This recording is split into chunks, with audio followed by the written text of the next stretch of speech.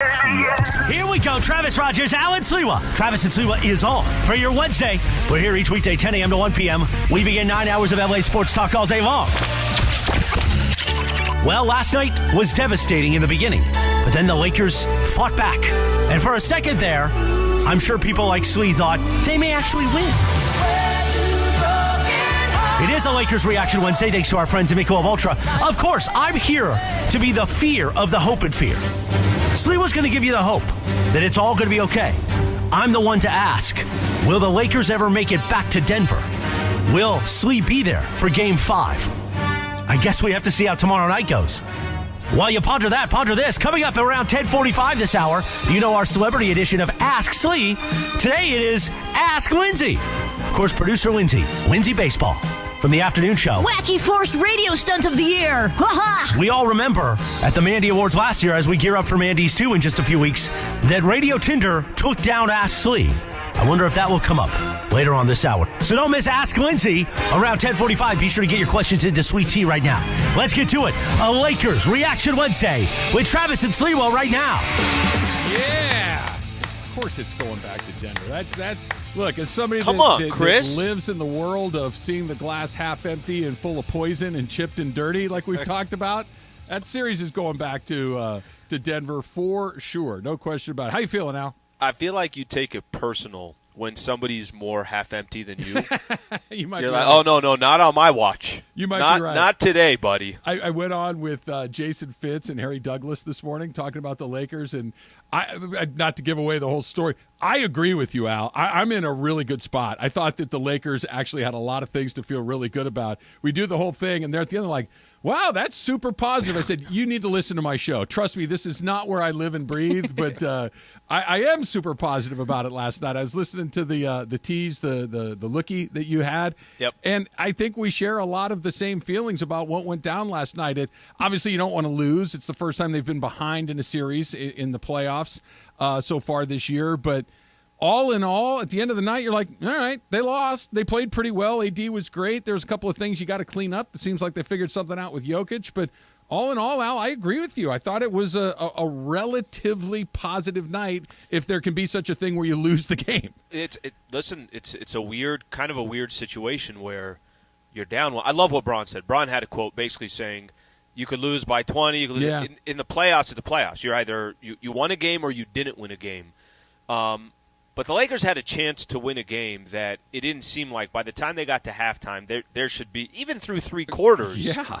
Listen, John and Michael, and John kept saying, he's like, all right, well, can you just get it down to like 12 or something? Can you sort of make it interesting? Michael kept saying, look, this is a team that they haven't been in this situation before. They're not the Golden State Warriors. That's why we don't give the benefit of the doubt sometimes to the Denver Nuggets, because we haven't seen them do it before. Trust me, there are a lot of things, I know we're going to get to it throughout the show, that I was a little confused about what the Lakers were doing to start the game. I was confused with some decisions towards the end. Darvin Ham, we praised him in that series against Golden State Warriors. Praised him against some of the adjustments that he made yesterday. Had no idea what they were doing with the starting lineup. But with all that being said, they almost won the game, and it seemed like they should be. If there were 2 more minutes in that game, I think they're up 1-0. Yeah, there's a lot of different ways to look at this. We're going to look at it from every possible way we can. I want Laker fans to get in on it too. 877-710 ESPN, 877-710-3776. Before we get into it, how was it last night there, kind of behind enemy lines? You're inside Ball Arena. Obviously, people there rooting for the Nuggets, you not. It's new, relatively new experience for you, yes? Yeah, so I'll give you so we finish our show. And I pretty much, just because first time I've ever been to the arena, I don't know where I'm sitting. I don't know any of that stuff's going on. So I'm like, all right, I'm just going to get ready. I'm going to head down there. Still got to do some prep for the pre, all that. So finally I get down there. First person I see, Sedano. Sedano's like it almost felt like he was the general manager of Ball Arena. Okay. Like he's walking around, and just go right through here and the media room's right over there. I'm like, well, thank you, George. The second person I see is Kurt Sandoval. Okay? Yeah, I was wondering when you were going to bring this up. Trev, I'm not kidding. The first person I saw was Sedano. The second person I saw was Kurt Sandoval, who, by the way, feels so bad every time I tell him. I'm like, oh, it's so great. you thought Travis was 13 years older. We love it. And he starts like, no, that's not good. It's because of his knowledge. He's so smart. I thought he was just older naturally because of that. I'm like, Kurt. So wise. Yeah, I'm like, Kurt, don't worry. It's great. We love it. But he feels bad. I would say you love it. I don't know if I'd say we love it. Emily really likes it. I know. That's what I mean. You being Alan, Emily, Taylor, you guys love it. We I'm submitting as a you for Golden collective Bachelor. Thank you, Emily. I don't know how Morales loves it too. There's a lot of people that love it. No, I think everybody other than me likes it. Let me ask you this. If somebody said to you, say, hey, you know what are you, like 53? Would you like how that feels? I would just never talk to them again, and I would go to HR. I hope that you. So Al sends me a picture yesterday. He runs into Kurt at the arena, and I open the text. I'm like, seriously? Like I'm getting I think I'm getting bullied from 1,000 miles away, and both you guys have this big smile on your faces. Like, hey, look, we were talking about how old you look again. I'm telling you, Kurt is like. Is just hoping it never comes up again. But every time I say, like, Kurt, remember that time? Absolutely. So anyway, so get into the arena.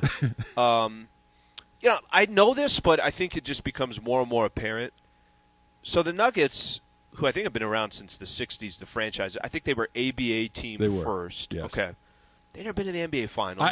As an elder statesman of talk radio, I covered the ABA. The Kentucky Colonels and the St. Louis Spirits were two of my favorite ABA teams back in the day. No, I know you got jerseys all over your home, signed memorabilia from those teams. By the way, how is Colonel spelled Colonel? It's never made any sense to me. It's a good point.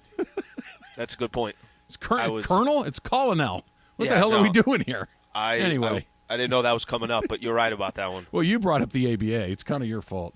All right, so the place, environment there, they haven't been in the NBA Finals. I saw something. They won the first game in a conference final game against Lakers in '79 or whatever it was. You forget that this is a big moment for Denver, right? Like this is a big moment for the Denver Nuggets. So what you were just talking about, what's the environment like? What's the vibe like? Where we sit, by the way, which might be the most dangerous seating I've ever seen. I mean, I don't even know how this is not a conversation and there are lawsuits left and right. Trev, bring it up later when we talk to John. Okay. I don't know how these people sit where they're sitting. We're in the heart of all the Denver Nugget fans, okay? We're the visitor radio booth is as if we are like they put us in like a dungeon that they just want us to only hear Nuggets fans so while we're doing the broadcast. So there's no other media around you? It's no other just media. You guys? Just us. All the media is together, and then it's just visitors, and then there's one guy that's camera for, who knows, maybe it's their TV or it's whether it's local or it's or the road team or whatever the case is. But the place is freaking electric, and I got to actually give still a lot of Laker fans in Denver. It's not like you're coming in here and it's 95% all Nuggets fans. But the place was electric. The place was awesome. And then there you are, fourth quarter with 45 seconds left to go, and I'm like, I think the Lakers might actually freaking steal this game. Didn't work out the way, but the environment was great. So were you gasping for breath at any point? Did the altitude hit you? Because it did seem like the Lakers got off to a little bit of a sluggish start. Playing a bunch of little guys didn't help either, but it did seem like they were panting a little bit at the game. As the game progressed, it seemed like it was less of an issue, but did you have any of that going on, just climbing into your seat? Yeah, I texted Berg before postgame and said I don't think I could do it. I said, I'm strong. Okay, I couldn't tell if it was the elevation or I'm just not in the best shape. I had to walk around all over the place, and every time I got like 18 steps up, I'm like, let's just take a second here and let's soak this all in. It's the elevation. It gets you. I don't know if I was soaking it in or I was pretending to soak it in so people didn't think, why is this guy not able to go 18 steps up? Well, I'm glad you made it. I'm glad that you were in there last night. And you brought up something interesting. That was a game that felt like 3 or 4 different times Lakers are going to lose by 30.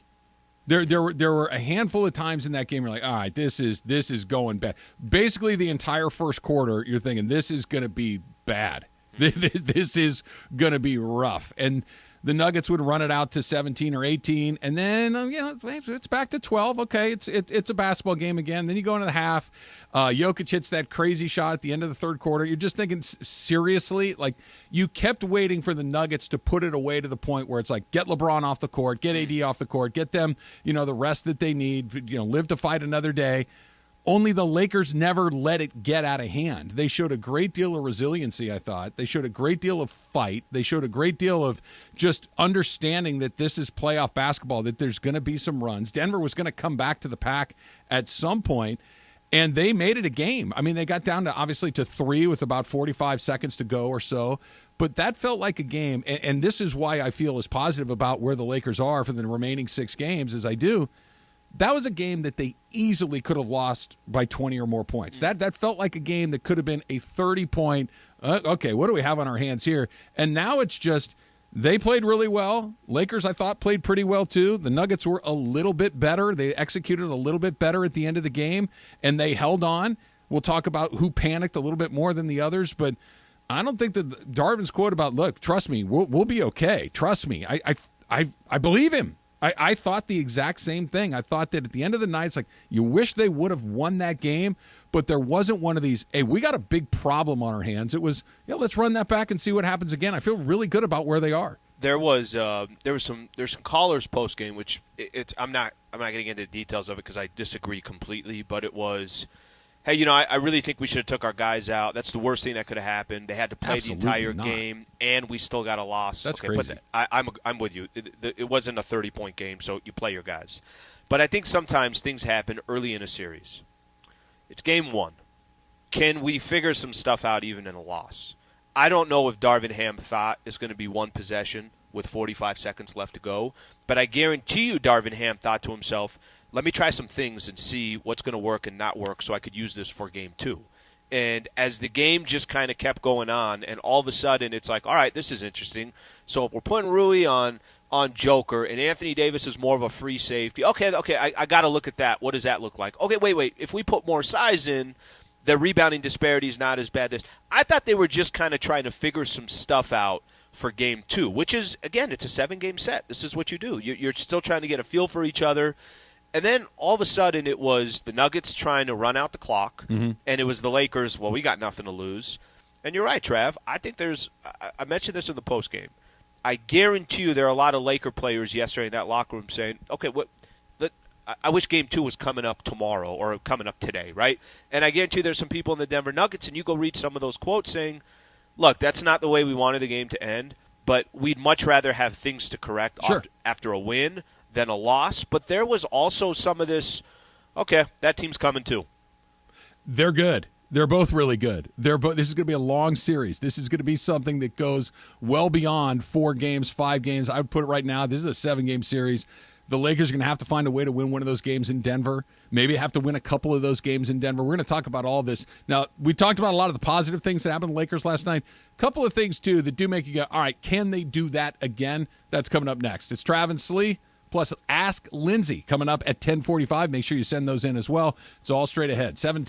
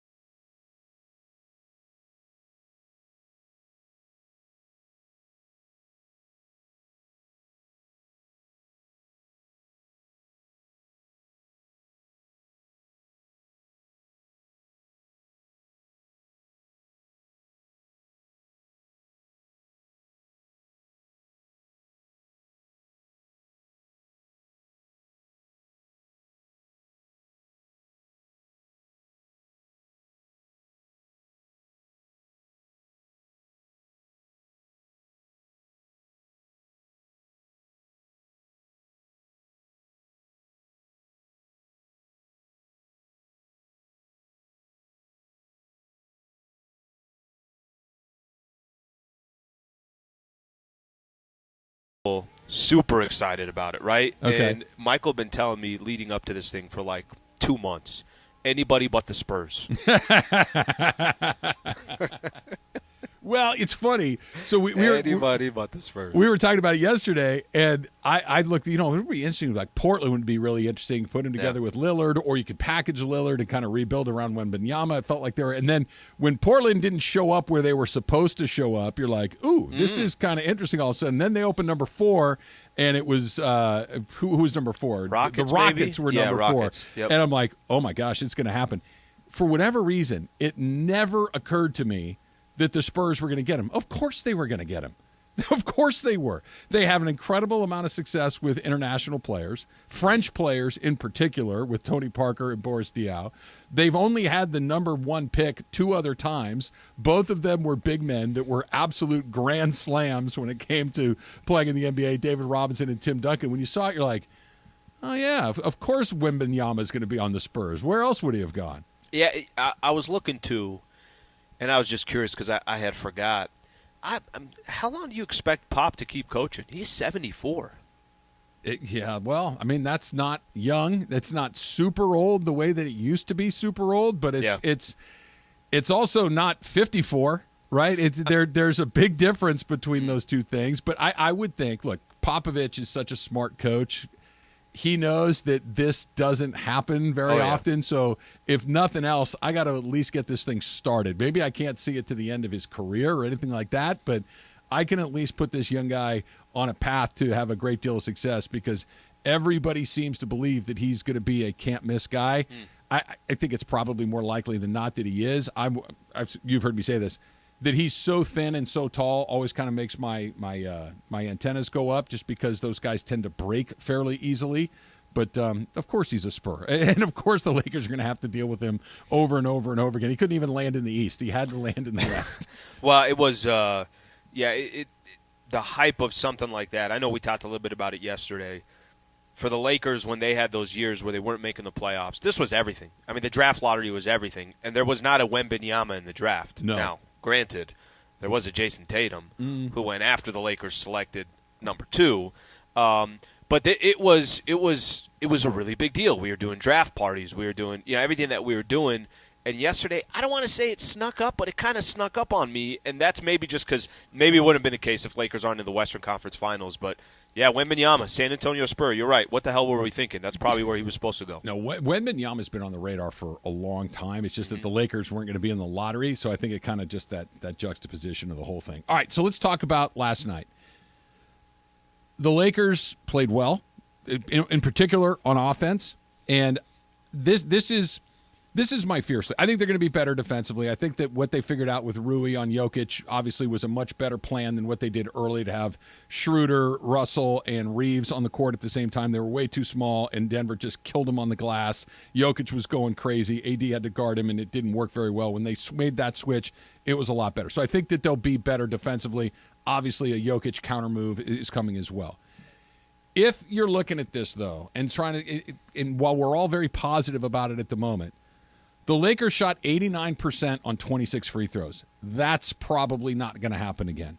The Lakers knocked down 46% of their three-point shots. That's almost certainly not going to happen again. The Lakers made 55% of their shot attempts. That's a very high percentage for a team that's not a good shooting team typically. The Lakers, on a scale of 1 to 10, were probably a 9 offensively, and they lost. Like if you're looking for, I know that they're going to be better defensively, but even with an excellent offensive effort, they still came up a little short. That was the one thing that at the end of the night you're like, all right, I know Denver was really good too, but the Lakers performed offensively to a level that they typically are not at. Well, I'll add to it too. AD had 40. Yes. LeBron had 26, 12, and 9. Austin Reeves had 23 and 8. Rui Hachimura had 17. Now, that's 4 players that all contribute. Usually you look for, hey, if LeBron and Anthony Davis can get you theirs, and then just give me 2 role players. I don't care who they are. Is it Dennis Schroeder, D'Lo? Is it Dennis Schroeder, Austin Reeves? Is it Reeves, Rui Hachimura? Doesn't really matter. Lonnie Walker. That's enough to win most games. It's funny. The more I've been thinking about it this morning, a couple things I think have been some head-scratching. They're head-scratchers for me. knowing that Denver you're right about the Lakers were excellent on offense yesterday.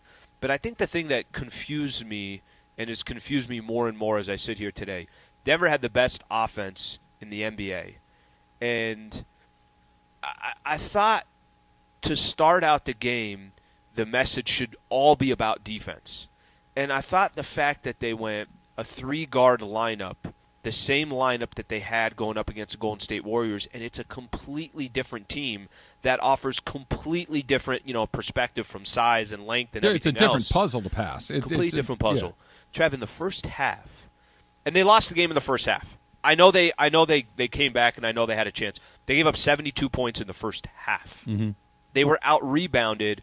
I want to say there was one point, it was 21-6 out-rebounded, and another point it was 10-1 offensive rebounds. Mm-hmm. The first half, giving up those 72, pretty much called the game. You're right that the Lakers probably won't have that type of offensive contributions, but that's not the identity of the Lakers anyways. They have guys that can score. They have guys that can contribute, but the Lakers win because you and I are sitting there and saying, God, you can't score against them. And in that fourth quarter, that was much more the Laker version that has got them to the Western Conference Finals. I thought the first half and even that third quarter, Denver was still hitting everything. They were hitting incredibly tough shots. They were hitting shots at the end of shot clocks or at the buzzer or whatever the case is. But it was different than what the Lakers, they have an identity, and I felt like they went away from their identity in the first 24 minutes. The Lakers did. Yes. Yeah. They starting small like that didn't make a ton of sense. The Nuggets are big. They're one of the few teams that can be as big as the Lakers are, and the Lakers can go as big as almost anybody too. And they finally did, and the game got a lot closer. Now look, Jokic and Mike Malone, they're going to have an answer for Rui. It's not like this is just stick Rui on him and everything. He's a 2-time MVP for a reason. They're the number 1 seed. They have good players. Jamal Murray was terrific last night, too. Got in a little bit of foul trouble. But they have some counter punches that's coming back the other way. But I really think that the offenses, both teams yesterday, were terrific offensively. Both of them. They both played a brilliant brand of offensive basketball. But what the Nuggets did feels like it's a more repeatable thing than what the Lakers did. The Lakers shooting lights out from behind the three-point line is not what they do. The Lakers are a decent free throw shooting team, but when you're shooting 90% as a team, LeBron was the only one that missed a free throw. He went 8 of 11. 8 of 11 is a great night at the free throw line. Yeah, you're right. And he was the only one that missed. AD was 11 out of 11. I think Reeves was 4 out of 4. All of those offensive things, like even if they all stay good but just kind of correct themselves a little bit, how much better do you have to get defensively, right? If you're going to give back, let's say, 10 or 12 points offensively, well, now you got to get nearly 20 points better defensively to be in that game. That's a big ask. I know that they're going to be better, but are they going to be 20 points better? I don't know. Denver's offense is really good. They got a lot of options. I think that the offense comes back down, the defense comes up. I just don't know if you can make up that gap that at the end of the night, as good as I felt about it, Denver's offense production did not feel out of line to what they do while the Lakers did. So I want to go back to something you said. You mentioned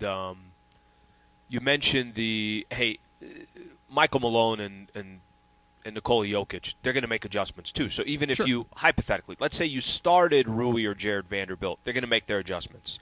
But I want to go back to the beginning of the game because this is where I think the game was decided.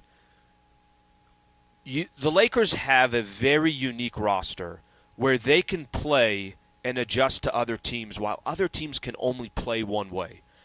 The Golden State Warriors can only play one way. The Lakers could have played small to adjust to them. The Lakers could play with what Memphis was throwing at them. Now you got a team like the Denver Nuggets that's bigger, that they got more size, they got more length. They're probably more athletic too, right? The Lakers have that too, yeah. Right? That they have players that can represent that. So my only thing when I keep kind of I don't want to harp on it too much, but when you say that, listen, the Nuggets were going to make adjustments either way. My problem is you basically said. By the time you got to halftime, you gave up 72 points. You're out-rebounded by 17. You dug yourself such a hole that by the time you said, well, why are we being too cute here? Let's match up with who we have against these guys. And whether that was, the adjustment of Rui on Joker. Yeah, Rui's not going to make Joker shoot 20% the rest of the series. That's not going to happen. I think we know that. But I felt like they got a little too cute to start the game, and that by the time the second half started, that all of a sudden now you started looking at the Lakers and saying, yeah, that's the Lakers that got them this far. Yeah, look, they made a mistake with the lineup that they had last night, the starting lineup. That they got it figured out at halftime, and they were a lot better after that. That we have a moment to point at Darvin and say, yeah, that's probably something you shouldn't have done.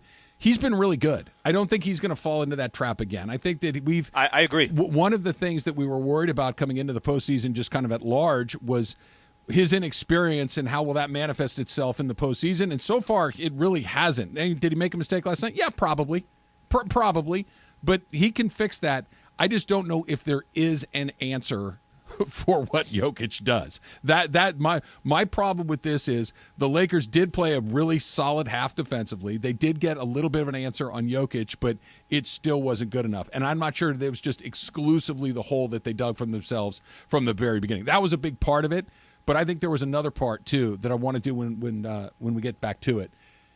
The Lakers had something in the fourth quarter that the Nuggets did not, which I think is going to serve them very, very well the deeper that this series goes. That comes next. It's Travis Lee, 710 ESPN.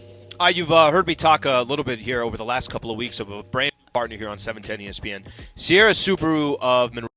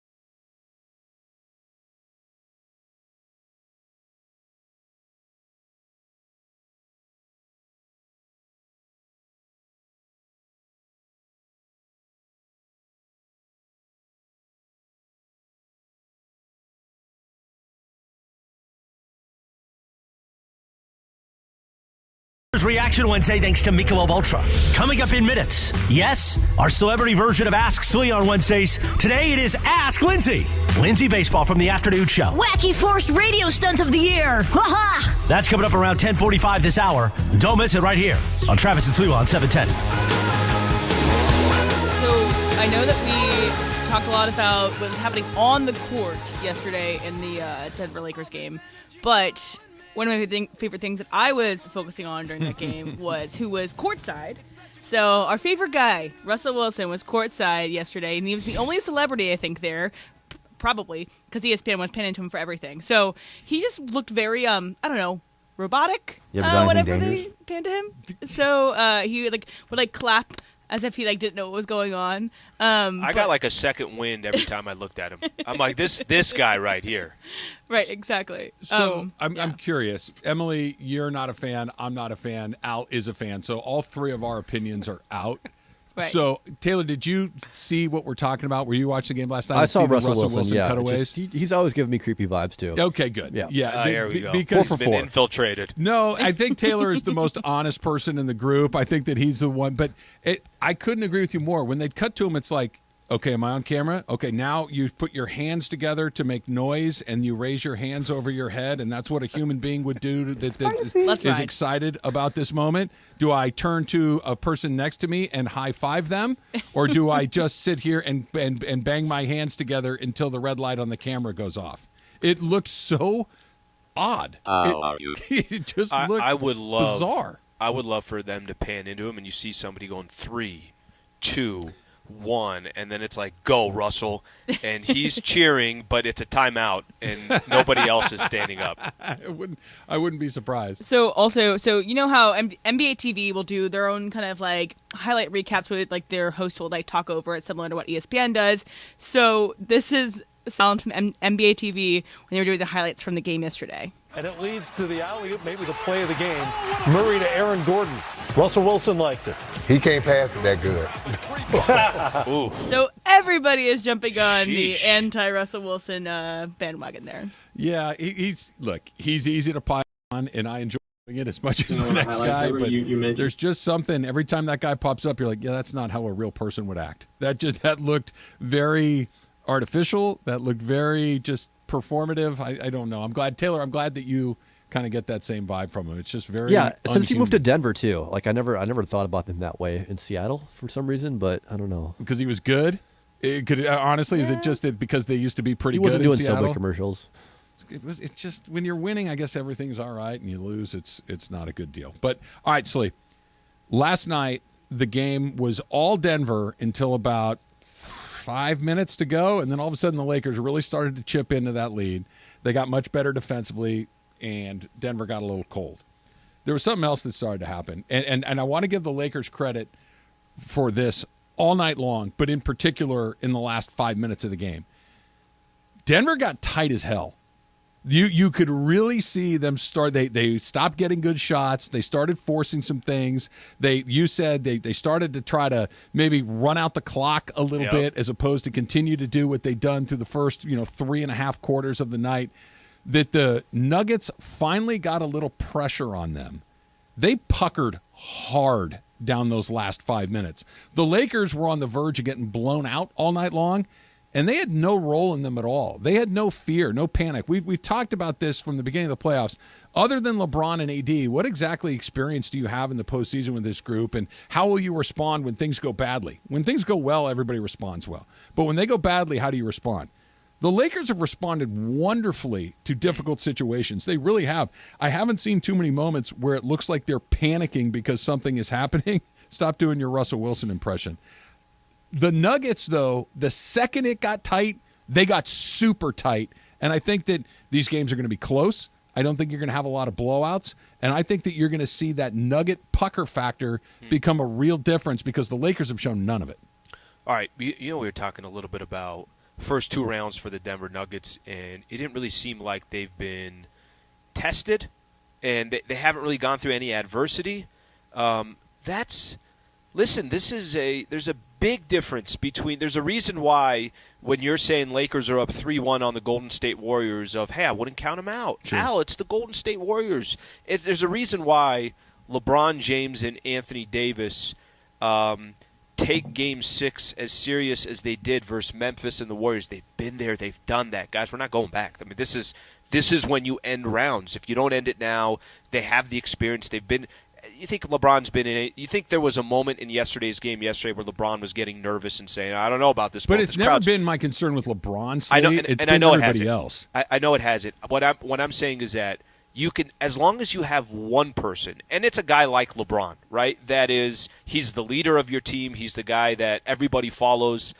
If he's going to act a certain way, a lot of other people are going to act that way as well.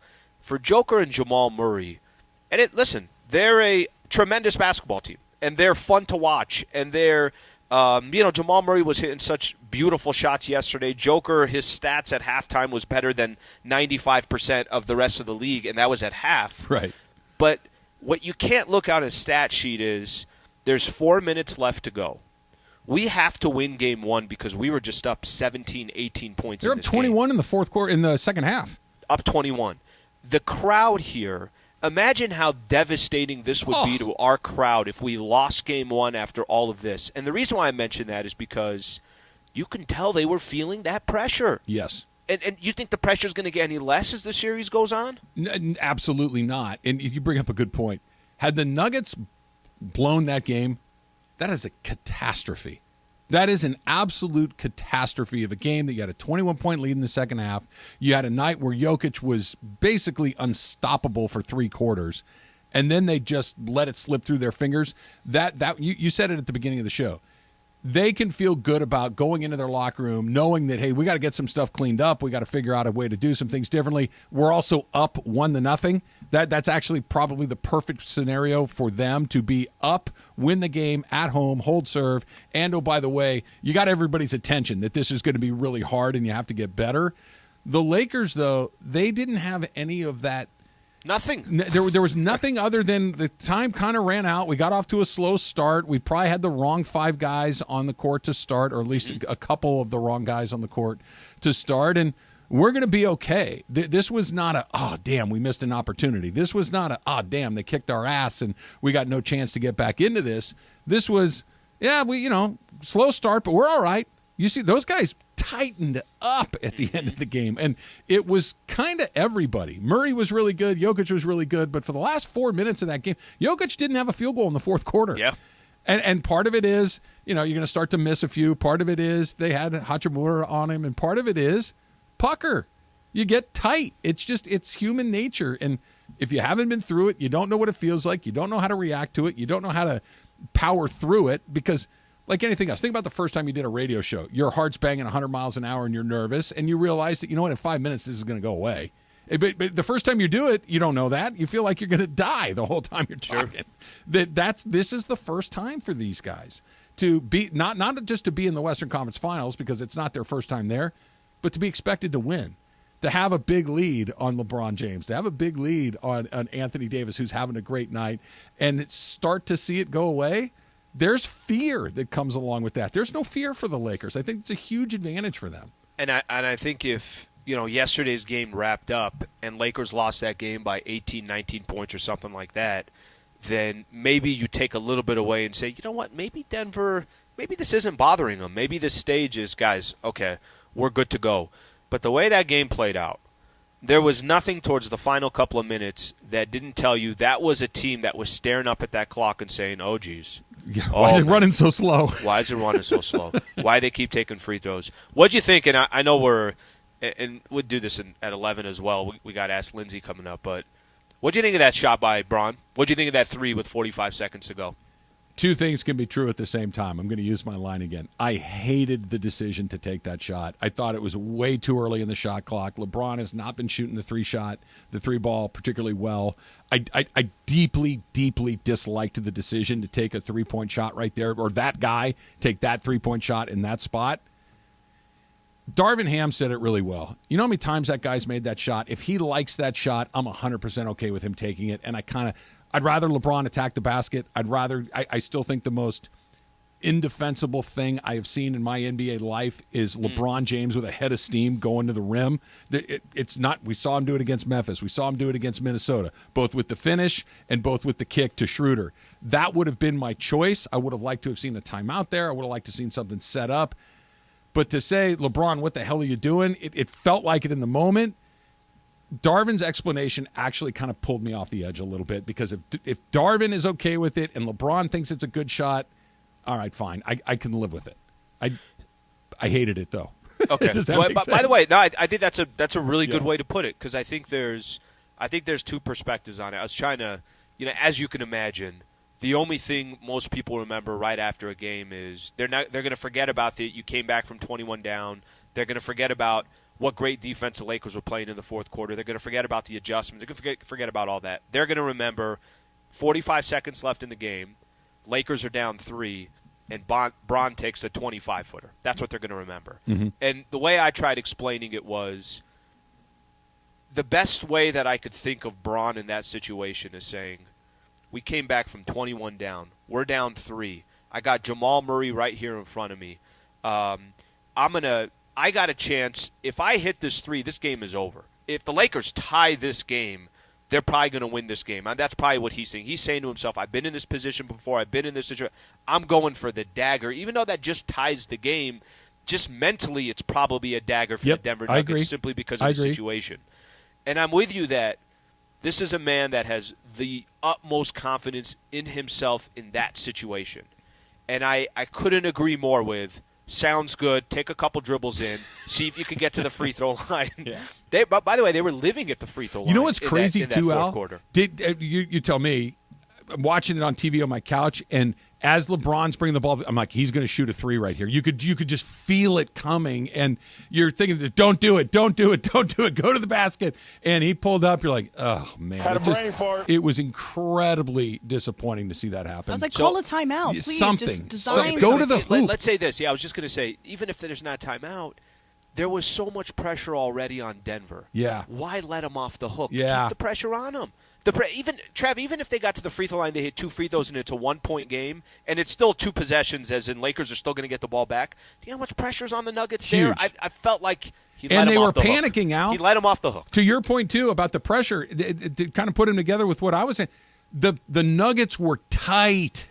They were really tight at that point in the game, and you did let them off the hook. And then, look, we'll come back and we'll get into more of this as well, because I know Laker fans want to get into it. 877-710 ESPN. After he had the turnover on, was it the next possession or the possession after that? Yeah. We got a foul right there. Everybody stopped, and I think they kind of took their cue from LeBron that I'm not okay with it. But LeBron's three-point shot, I guess, and I can live with it, but when you turn that ball over, you got a foul. The game was not over. I know it's incredibly disappointing, but they let another 6-7 seconds come off that clock before they finally got the clock stopped again with a foul. I thought that was as big of a deal as the bad shot selection, just not reacting in the moment. Like, the game's not over. Somebody fouls somebody, and because LeBron kind of went, ugh, it felt like the other 4 guys on the court kind of followed his lead. Yeah, that body language, that's a good way to put it. The body language that he had is the same body language the whole team had. And he was the first one, right? He had the he sets it up. Like at first I'm like, are they just going to let the clock run out? And then, no, we're just going to let 6 seconds come off the clock instead of.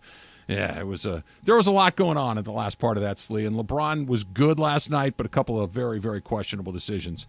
Speaking of questions and decisions, Lindsay Baseball, producer of the afternoon show, coming up next. It's Ask Lindsay on Trav and Slee, 710.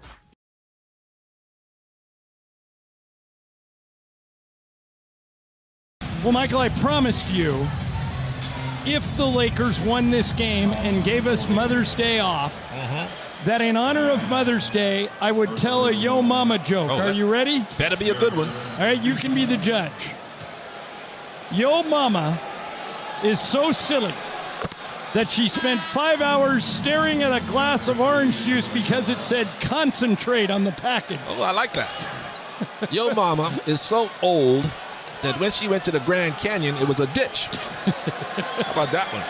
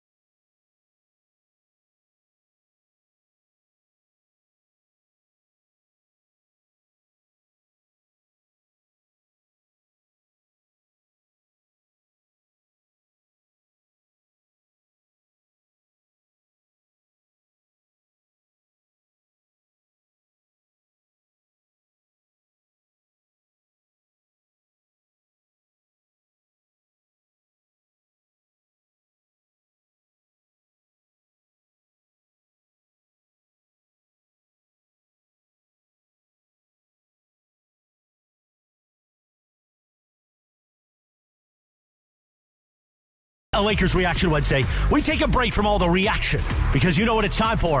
Ask Sliwa, and on Wednesdays we do Celebrity Ask Sliwa. And today it is Ask Lindsay, producer Lindsay Baseball from the afternoon show. And unfortunately, when we get on this topic of producer Lindsay and this show specifically, we know what we have to play.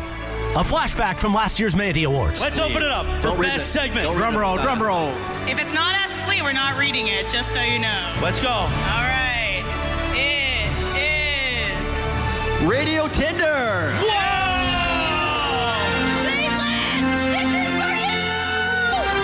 Wow, what an upset, Lindsay. How do you feel after that upset over Ask Sliwa? I don't think it was much of an upset. Sorry, Slee. Wow. Ask Lindsay is presented by our friends at Harrah's Resort SoCal. Find your funner state of mind with a visit to Harrah's Resort SoCal. Voted best resort in funner California. From dining to unwinding, you'll find fun around every corner. Learn more at harrahssocal.com. Let's do it. Ask Lindsay right now. All right, with the multiple Mandy Award-winning producer of the afternoon show, Lindsay Baseball. Lindsay, how you feeling this morning? I'm a little bummed about the Lakers losing last night, but I am just like you guys. I'm very optimistic, and I'm not too distraught about it. I'm very looking forward to Game 2. I wish it was Trav, tonight. I'm going to tell you this. Lindsay texting me yesterday, basically breaking down the game, breaking down that look at the offense of the Denver Nuggets. Look what Joker had to do, and it's still a one-possession game. Kind of the same thing. So she had similar feelings and thoughts than us. All right, you ready, Lindsay? I'm ready. Let's go. All right, first one is from Travis at LA Live, and it is Radio Tinder taking down Ask Sliwa in the top 2 moments of your radio career? I'm gonna say winning the award was, but again, no offense to Slee, I do not believe it was an upset, and it's not a knock so much at Ask Slee as it is. I mean, Radio Tinder has been around for a long time. It was also on 2 completely different shows at 2 completely different day parts. You promote your stuff, Lindsay. You promote it. Promote that damn thing. It's been around for a while, and plus, you guys did kind of have like the same 10 people asking Ask Slee questions that first couple months, right? Well, now we're up to like 12, so we're good there's now. 12 now. We got a much they're better all chance. going to be here for Ask Lindsay. Well, I know that I got to watch out this year then, right? There you go. All right, let's start right here. This is from Chris, and it says, what's something you did as a kid that you wish you had stuck with? Hashtag Ask Lindsay. I wish I played soccer like all throughout my childhood and into my sophomore year of high school. And I wish I still played because I have serious anger management problems. And like, I wish I did like, intramural or whatever, just like rec league soccer as an adult, because it really definitely helped me get rid of my anger. How does your anger manifest when you're having trouble managing it? What happens? I mean, usually it's arguments with my brother, like I got in last night over the game because he thinks Denver's winning in 5. But, I mean, that's just, like, sports are a big part of it, to be honest. I get really, really, like, unreasonably mad watching sports. You could always join kickball. Oh, yeah, you know great. what? I would love kickball, except I don't think I'd be very good at it. Hey. Emily's a kickball Emily, could you use professional. Lindsay on your team? We could use Lindsay on our team. We have to sign up for the June one, so who knows? I mean, if I play soccer, I could probably play kickball, right? Exactly. I just haven't played it in so long. That's a good idea. Look into that. See, she's helping you with your anger management, and you're getting out and having some fun with some new people. It's a win-win, Lindsay, right? Yeah, thank you, Emily. All right, Francis in Glendale has, which celebrity have you been confused for? Ask Lindsay. I've never been confused for a celebrity. You don't get you look like blank? That's never happened to you? No, never. I mean, I feel like I have been told I have very unique features, and like I've never been told I look like someone else. Well, I can't even think of anyone. Can you? Well, this is where our people tend to step up, Lindsay, and because they're very good at saying this person looks like that person. I get a lot of Larry the Cable Guy and Bert Kreischer's along the way. Oh, come on. You don't look like either of them, Travis. Well, but see, there's just enough where we got gray beards, a little heavy, that it's just close enough. Well, I'll take Jeb Bush. Pre-beard. There was some Jeb Bush. I have one from Francis in Glendale again. He says, which ESPN show tandem would win a wheelbarrow race and why? That's a great question. Oh, that's an easy one, though. I feel like it would probably be Sedano and Yeah, Cap. for sure. because they, no offense to everyone else, but they're probably the most athletic. Who's on their hands and who's carrying the feet? Oh, that's a good one. Cappy's I think carrying Cappy Sedano. would- yeah. Because Sedano's definitely more coordinated. And they're probably saying during the race, like, 1, 2, 1, 2, 1. Like, it's perfectly synchronized, too, the whole way. Yes, Al, they do have good chemistry. Do you think that are you going to take any offense to what you said a minute ago that they're the most athletic duo on the show? I think that we could give them a run for our money in a variety of things. Here's the question. Is it if – let's use as an example. All right, we're going to run a 10K. You and I are, and they're going to run a 10K. Yeah, they're going to beat us in that. Okay, right. So I think that's it, the question. If we're going to play pickleball, we're going to win, and we don't really have to move. That's different.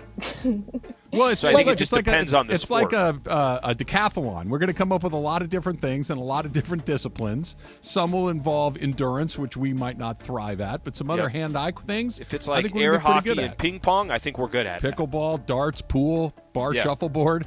Yeah, I think bowling. the average decathlon, they'd probably have you in that. Well, you're going decathlon with, like, athletics. I'm talking about games that fat guys can play. Athleticism was the question, Travis. Yeah, but I like to take the questions and turn them into things that I can win at. Lindsay. If you're going to go more games than athleticism, then yeah, maybe you guys are, maybe you guys are the ringers. All right, Lindsay, Manson on Twitter. Okay, what would you prefer?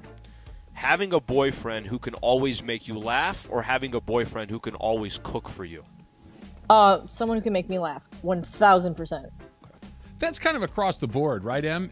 Lindsay, because everything that I've ever heard of, I want somebody that can make me laugh, right? That handsome would be great, cook could be great, funny, but funny is always at the top of the list. Yeah, and I think also a lot of people who are funny can also tend to be good cooks too. So it kind of is in the same circle. Nope, in this circle, he's basically making you cereal. But damn, is he funny? My best friend, he makes fun of me so bad because I say that my celebrity crush is Tom Segura. And he's like, oh, he's just like such a dad, regular guy. And I was like, I don't know. To me, he's so handsome. Like, I don't know. He's just so funny. I don't know. I love him.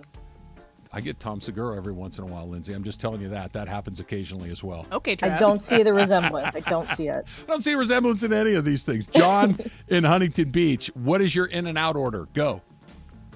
I don't really like In-N-Out, not going to lie. Not that I don't like it. I just don't eat it a lot. Okay, let's wrap. I mean, you guys know.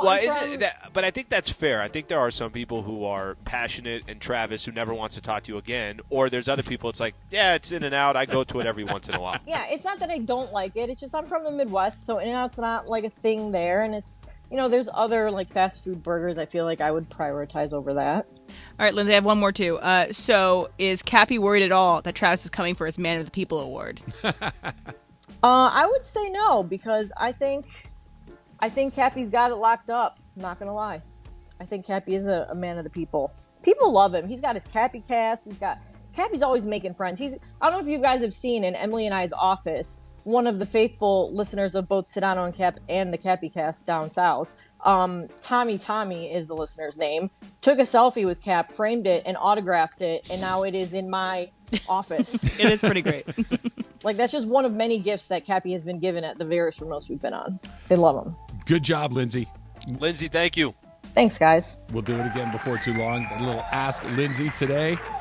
Slee, let's talk more about LeBron's shot selection. Let's talk more about the decision not to foul at the end and talk about what's coming up in Game 2. It's all straight ahead. It's Travis Slee, 710 ESPN. All right, Ask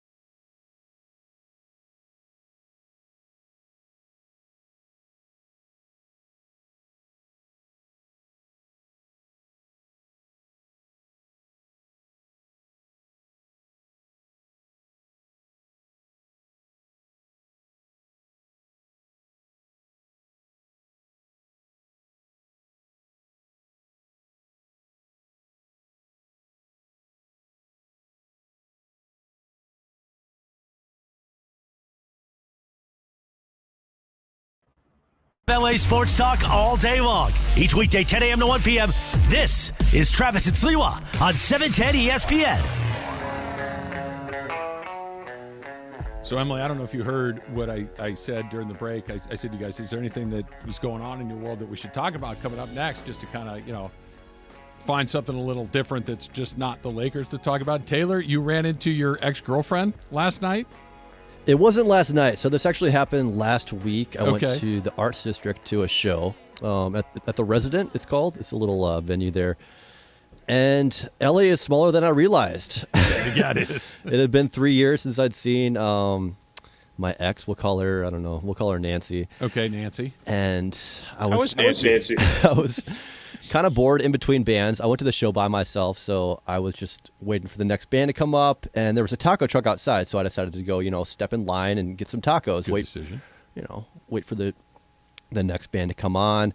And as I'm standing in line, I get a tap on my shoulder, and I look over, and it's a familiar face I haven't seen in 3-4 years, I guess it's been. And awkward or nice? It was awkward. Things kind of ended awkwardly. Badly or awkwardly? I don't know. Can we do Ask Nancy next week?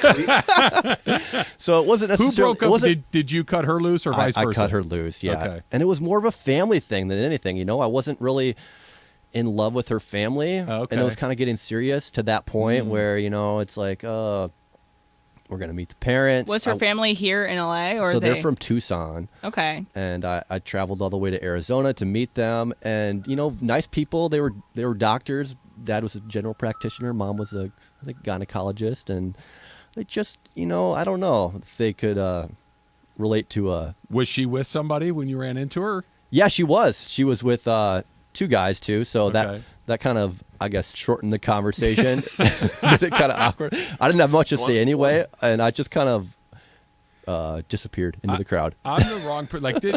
This sounds wildly uncomfortable. Having not really been in this situation because I've been with my wife forever and ever and ever, and we started dating in high school. Running into exes has never been something. But, Slee, doesn't this sound just wildly uncomfortable, especially after such a long time? Well, I think there's two ways you can do this, right? If it's awkward, very, very awkward, you're kind of thinking to yourself, I can either make this more awkward or I could really just, make this quick, make it short. So great to see you, kind of small talk it, and then move on. You know what I mean? So I think you took the small talk and move on. And here's the thing, too. I kind of laughed because I don't know if I rubbed off on her a little bit, but she wasn't really a rocker girl before I met her. So she's at this rock show, and she's wearing, the dark makeup, the leather jacket and stuff. She's all Maybe goffed she's out. Been carrying a torch for you for a while. Maybe she goes to every rock show in LA. It was a hoping band to that I run into introduced you. her to, so I got to stop doing that. I got to stop showing girls music. I don't know. Yeah, it's just too good. You're going to change their personalities, and it's all. That's what it is, Emily. I'm so influential. You're just leaving a swath of broken hearts across Los Angeles. But with better music taste as they leave. Exactly. They've elevated their music taste. He punches them on the shoulder, just a light punch. Yeah, you'll be all right. Go get him, huh? Right. Good luck out there. Shout out to Thelma and the Sleeves. They're a great band from Nashville. They put on a good show, so they helped me forget the awkward encounter. Slee, you should go. Yeah, I'll be there. Slee. Are you going to the Reds game today? I am going to go. Good. Yeah, I went on right before we started the show. I went on Ticketmaster to get my ticket, but and you know how it is. It's like I don't know which email I used before. Now I got to go to change the password, all that stuff. But let's just say I'm not too concerned that it's sold out.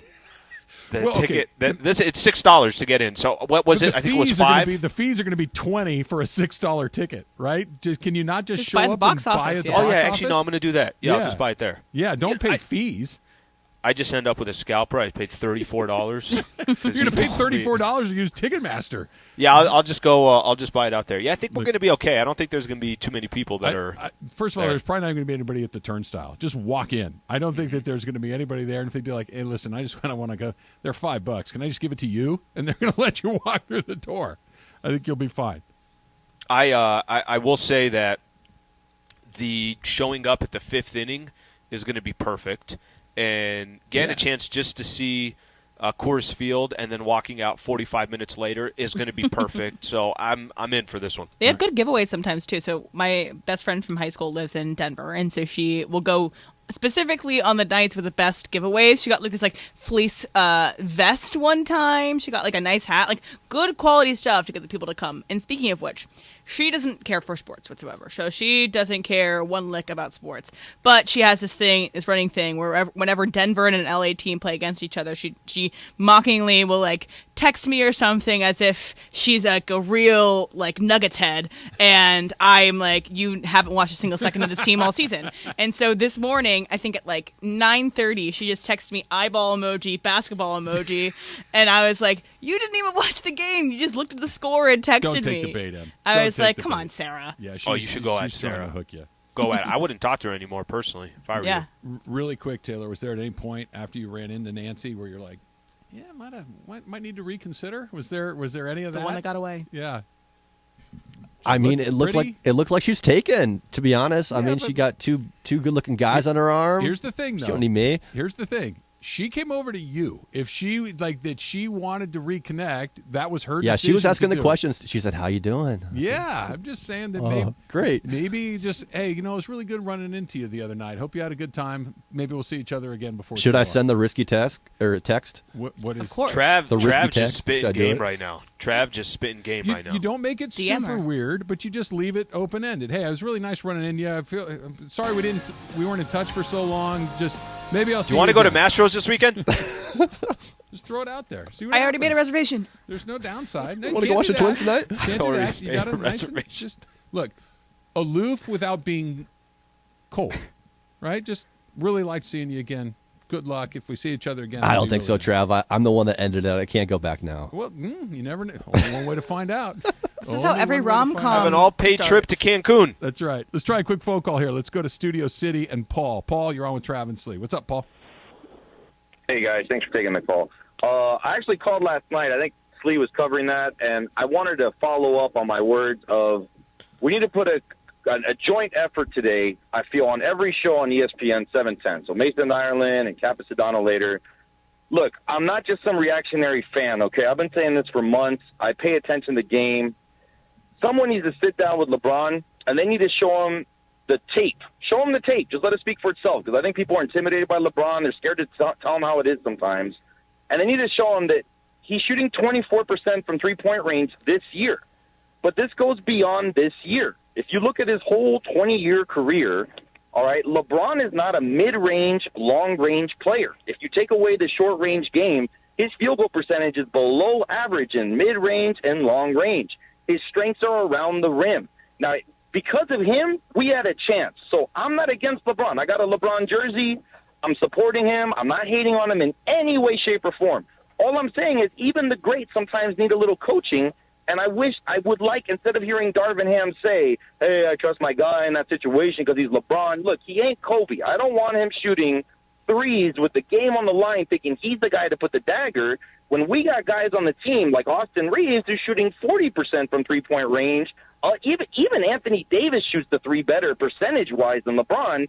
And my biggest pet peeve about it is constantly, night in, night out, he's got the second highest volume or even the most threes shot on the team. I just don't want him to be the first, second, third, even fourth, maybe not even the fifth option when it comes to shooting three-pointers because the stats don't support it. And everyone needs to tell him, don't shoot the three, boys. And just don't shoot it. Paul, thanks for the call. And I get where you're coming from, but I just want to add this, that LeBron James is not a high-percentage three-point shooter. He's not. He's to your point, he's somewhere in the 20s, which is not very good. And was it a good shot? No. Was it a good possession? No. There's something about those guys. You mentioned Kobe. Kobe's one of these guys. LeBron is one of these guys. These guys have a feel for things when they're supposed to do a thing. It doesn't mean that they can't make mistakes. It doesn't mean that they're not going to miss a shot occasionally. But I think what Darvin is getting at is something that I'm willing to listen to. I wanted him to attack the basket.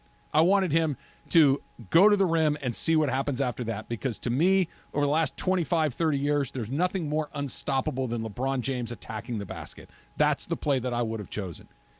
But when Darvin Ham says, you know how many times he's knocked that down? If LeBron James, who has scored more points than anybody in this game, who has knocked down countless three-point shots, takes that shot, it's okay to say I don't like it and he should have done something else. but you got to live with it. That's LeBron James. What makes him him, what made Kobe Kobe, what made Jordan Jordan, what made all of these great players is an unflinching belief in their own abilities to create moments that they believe, not think, that they believe are going to happen, and sometimes you miss. That's what happened last night. It's a bad shot. I wouldn't have drawn it up as a selection, but if that's what the best player that scored more points than anybody else ever wants to do, you got to live with it. So, frankly, I don't think you have to live with it. I think there's something to what he's saying. I think there's a point there to be made. When I've had my most frustration of Bron taking threes is when he fires off 11, when he fires off 10. He took 4 yesterday.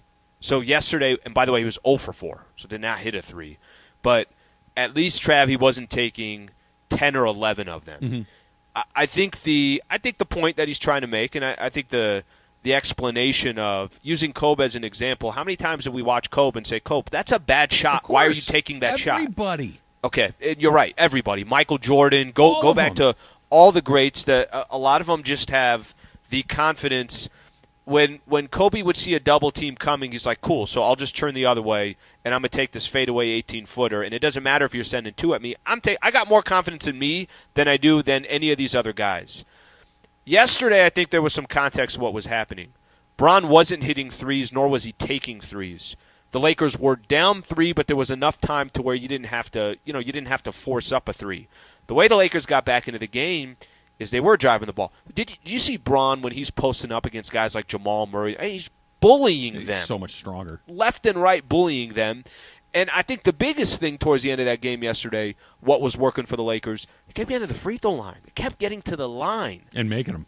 And making them. So I get the concept of it's Bron, it's this situation. I get all that. That I understand. If Bron hits the 3, everybody is quiet. But the problem was he didn't hit the 3, so you can't be quiet because he obviously missed that 3, and I thought that was a key possession towards the end of the game.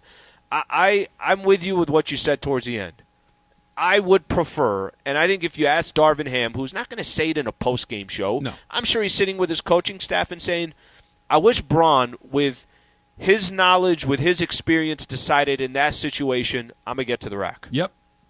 No, look, when he went up to take that shot, I guarantee you in Darvin Ham's mind, it's no, right? That to your point, he's never going to say it. You're going to live with the decision that LeBron James – doesn't mean he can't make a bad decision. It was a bad decision, but what do we talk about LeBron? Never mind all the points. We talk about him being one of the most – savvy basketball players of all time. If in the moment he decides that's what he's going to do, then that's what he's going to do. It was I didn't like the shot. It's a bad shot, but it's not one of these unforgivable sins that a great player thought, you know what, I'm my best chance to win this game, to tie this game in that particular case, and I'm going to let it go. I didn't love the selection, but I'm okay with the guy that made the decision making the decision because he's LeBron James. If that were Dennis Schroeder with the same stats, you'd be going, oh, my God, that can never happen again. It's LeBron James. It's LeBron James. If Kobe took that shot and the same thing, Kobe been ice cold, okay, I'm okay with Kobe letting that shot go because it's Kobe Bryant. That's what you got to deal with LeBron James. He makes some bad decisions occasionally, but he also knocks down that shot a bunch of times. It is what it is. I hated it, but you're going to live with it. I am at least. I'll tell you something. When that shot went up, you know how you said you're like, oh, no. I got up. I'm like, that's in. I don't know. I did. I don't know why, but I just kind of. You know what? I do. I didn't because it's LeBron. That's why you thought it would go down. That's what those guys do. And all the momentum was with the Lakers, so it felt like 45 seconds to go. He kind of starts. Jamal Murray's on his heels. He's backing up, and then he pulls up. You said it, right? He kind of setting up that shot. He's been taking that shot ever since he's been a Laker. You could feel it coming. But when he pulled up, I'm like, that's freaking going in. And then I sat down right after that. It wasn't particularly close. It wasn't like it rimmed halfway in and spit it out. It wasn't it's a bad shot. It happens. Lakers are going to be just fine. I got a question for you about that. Why is everybody so okay with what happened last night? I'm in that boat too, but everybody you listen to is like, they're all right. Are we sure? That's next. It's Travis Lee, 710 ESPN.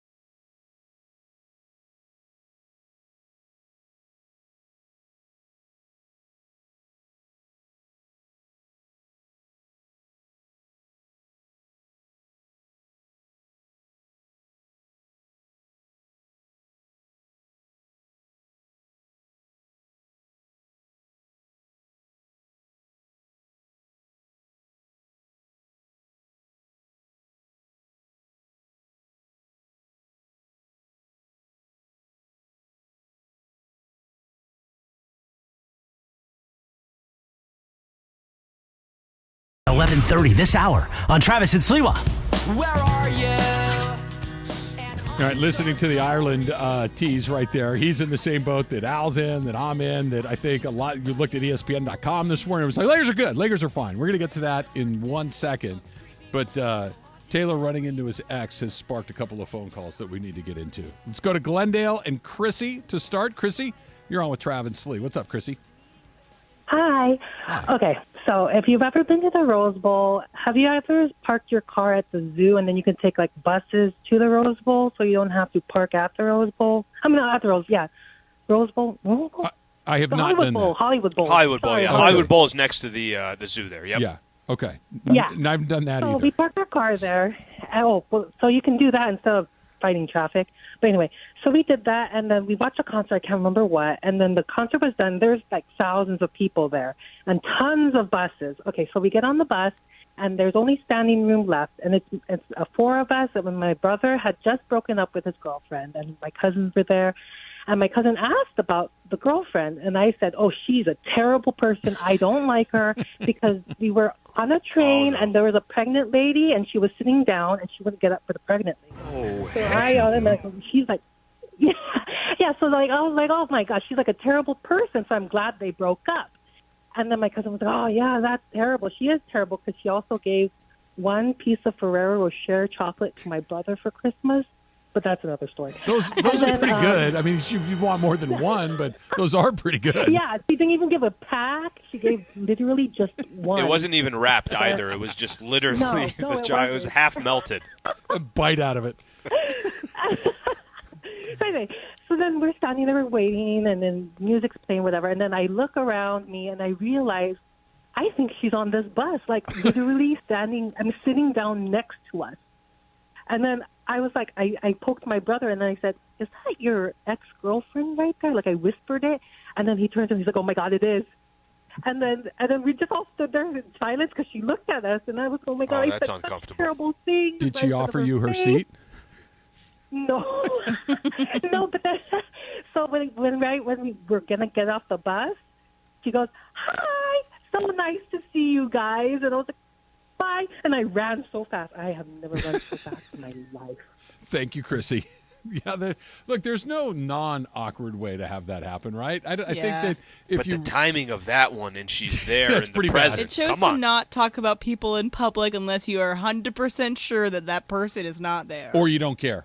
Or you don't Right? care. Yeah, exactly. one or the other. Like, you're sure they're not there, or even if they're standing right next to me, I don't give a damn. I would if tell they to your hear what face. I'm going to say. Right. I want you to hear that you wouldn't give up You your hear seat that, for a Slee? pregnant woman. Okay, Trav, relax. I want you to know that I remember you only giving one piece of Ferraro Rocher candy as a Christmas present. I mean, it wasn't a lie. You know, it's all truth. That's the ones that those little gold balls, Yeah, right? With a little like brown like Reese's cup almost in the bottom. those and are there's great. like crispy rice in there. Yeah, it's good. Those are good. Do they sell them individually, or did she buy a box and just hand them out one I by think one? I think the fewest they sell them in is 3. I may have seen these at some of these different stores. They sell them in like a little pocket of 3. I think you're right. So maybe She was only eating has while she was rapping. 3 people in her life. One for you, and one for you. All right, Sleep. Why are we also okay with the Lakers losing last night? Because the Nuggets are the number one, because it was at home, because they were game, because they competed all night long. I can't remember the last time a big game, and obviously a Western Conference playoff game is a huge game where the team we're all collectively rooting for loses, and everybody's like, I think we're okay. And usually there's, this was good. Everybody seems oddly pleased with what happened last night, despite the fact that they lost. All right, I think I have an explanation for this. By the way, I mentioned it, and we get into it a little bit later. The more I've kind of thought about this game, the more I was a little bit annoyed I thought the Lakers got a little too cute early on. But let's just kind of look at it, why people do feel the way they do. Let's just flip this. Let's say this is a close game the entire time. And in the last 4 or 5 minutes of the game, Denver goes from it's close to then they end up winning by 15 points or 16. That they close out the game. So instead of Denver jumping out to a big lead in the beginning and then barely holding on, let's say it's a close game for most part, and then in the last few minutes, Denver ends up winning the game by double digits. Okay. I think it's the fact that we would be upset about that. We'd be talking about what are the Lakers doing, what the heck is going on here. The Lakers were in a great position, and in the last final minutes, they blew the game. I think the reason why Laker fans are looking at this a little bit differently tonight or today is you're saying to yourself, okay, we figured out some stuff in that game that it looks like it can work moving forward. The maybe getting too cute with the size and the lineup and the starting lineup, they're certainly not going to do that again. Denver looked like a team also at the end that the moment was a little bit too big for them, right? That they weren't – it's not like the Denver Nuggets, when the Lakers cut it down to 10, they ripped it right back and said, you guys are not taking this. It's our home court. We're the better team. No, they were – the Denver Nuggets were barely holding on to – and at the same time, it was slipping through their fingers, but then the clock ran out, so then they, eventually win the game. I think it's just the mere fact that you feel like the Lakers figured out some stuff at the end, that the Denver Nuggets also look like a team that has not been there before, and that could lead to some optimism as you go into Game 2. I think that's part of the reason why. That's a great explanation. I want to just add, I wouldn't change a thing. I just want to add one thing to it. I think if anybody was watching this game and had the same feeling that I did, it felt like it was just a matter of time until they were down 25. That it's going to happen. The Nuggets are just playing so much better than the Lakers. They can't get a stop. That it's going to turn to 25, and it's going to be one of those where you start flipping back and forth to the Dodger game, right? That the game is out of hand. It never really went like that. That they prevented a runaway. That they prevented a game that felt like, and not just once, but maybe 2 or 3 different times, it felt like, okay, here it comes. They're going to get blown out right now. That they didn't. That they just hung in there every single time. I think goes together with what you were saying, where had it been nip-tuck the whole night and then the Nuggets just kind of pulled away at the end of the fourth quarter, to be like, yeah, that's not good, man. That they were able to hit the gas when they needed to. It's the opposite of, hey, listen, we were the ones that hang around, and the Nuggets tightened up the way that they did. Now they just got to go win Game 2. now, because all of this won't matter at all if they go out and regardless of win or lose, or I shouldn't say win or lose. If they lose, regardless of how they lose, they're down 0-2, and now they are in deep, deep trouble. Well, I'll say this too: if you're Denver, there's a way you could sell yourself on this too. You could say, "Listen, okay, we're going to learn from our mistakes as well in Game 1. Yeah, this is by far the best team that we've played so far in the playoffs, but." We're 3 away from getting to the NBA Finals, and the Lakers still have to go win 4. I think Denver can also sell themselves that we got a chance to look at Rui on Jokic. We got a chance to see Anthony Davis as more of a free safety. We got a chance to see when the Lakers muddy the water and they kind of try to play bully ball against us, what that looks like. So I think also if you're Denver, it's not like you're sitting back here and you're sitting in a corner today saying, "Oh my gosh, the series we have blown." No, they took Game 1. For the Lakers, the goal was, can you split? We talked about this yesterday. Listen, we just got accustomed to it because they did it in Memphis where they took Game 1. They did it against Golden State where they took Game 1. If you come back 1-1, you could pick and choose which one you want. The goal is you come back 1-1. Now, if they make their adjustments and the Lakers are a much different team tomorrow and they're playing defense and they look like a team that is the team we got accustomed to watching so far in the playoffs. They're not giving up 132 points. They're not so awful on giving up 72 in the first half. They're not getting out-rebounded. Then we're going to say, okay, this is the Laker brand of basketball that we've watched all this postseason. But there's also a risk to falling down 0-2 tomorrow, and I don't think we should, even though we could feel good about how the game ended yesterday, certainly brushing it off and thinking, that's it, we cracked the code. Right. I don't think they've done that either. No, I think you're right about that. Let's try another one. Diamond Bar. Gilbert, you're on with Trav and Slee. Good morning, gentlemen. Like you, I feel pretty positive. I think actually that what the Lakers did offensively is more repeatable than what the Nuggets did offensively. I mean, Jokic had a historic night. A 30-20 triple-double. And the problem, Gilbert, he's been doing a lot in the postseason. He does it a lot. What's crazy, I know the 20 rebounds is a lot, but Trav, those stats, I read this off to you yesterday, his stats in the playoffs, he wasn't that far off of just his regular averages. Stat line. No, Gilbert, I appreciate the phone call. I couldn't disagree more. The Lakers, just here's some numbers. The Lakers shot 26 free throws and made 89% of them. That is an unsustainable number, both the volume and the percentage. The Lakers made 46% of their three-point shots. That is an unsustainable number. The Lakers made 55% of their field goal attempts. That is a very, very good number. The Lakers' offense is far less likely to duplicate what they did last night than the Nuggets' offense is. What Jokic did is kind of what he does. Murray getting 31, kind of what he does. Maybe you could say KCP was a little bit better than you thought, that Brown was a little bit better than you might have thought. But if I had to place a bet on which offense, and I'm just talking exclusively offenses here, the Nuggets offense is going to be closer to what we saw in Game 1 and Game 2 than the Lakers is. Doesn't mean the Lakers can't get better defensively and win. Yeah, I think, I certainly believe, I think when you, I think certain times that you have certain games where, at least for me, Denver does have this. They have a feel, a style to their game, but them scoring 132 is more the norm. It's the Lakers it's the Lakers giving up 132. That's really not the norm. And the Lakers shot the lights out, and that's not their jam. It's just not what they do. Yeah, 46% right. from three. That's You're right. not how they play. Factor Cap coming up next. It's Travis Slee, 710. Well, Michael, I promised you, if the Lakers won this game and gave us Mother's Day off, that in honor of Mother's Day, I would tell a Yo Mama joke. Are you ready? Better be a good one. All right, you can be the judge. Yo Mama is so silly that she spent 5 hours staring at a glass of orange juice because it said concentrate on the package. Oh, I like that. Yo Mama is so old that when she went to the Grand Canyon, it was a ditch. How about that one?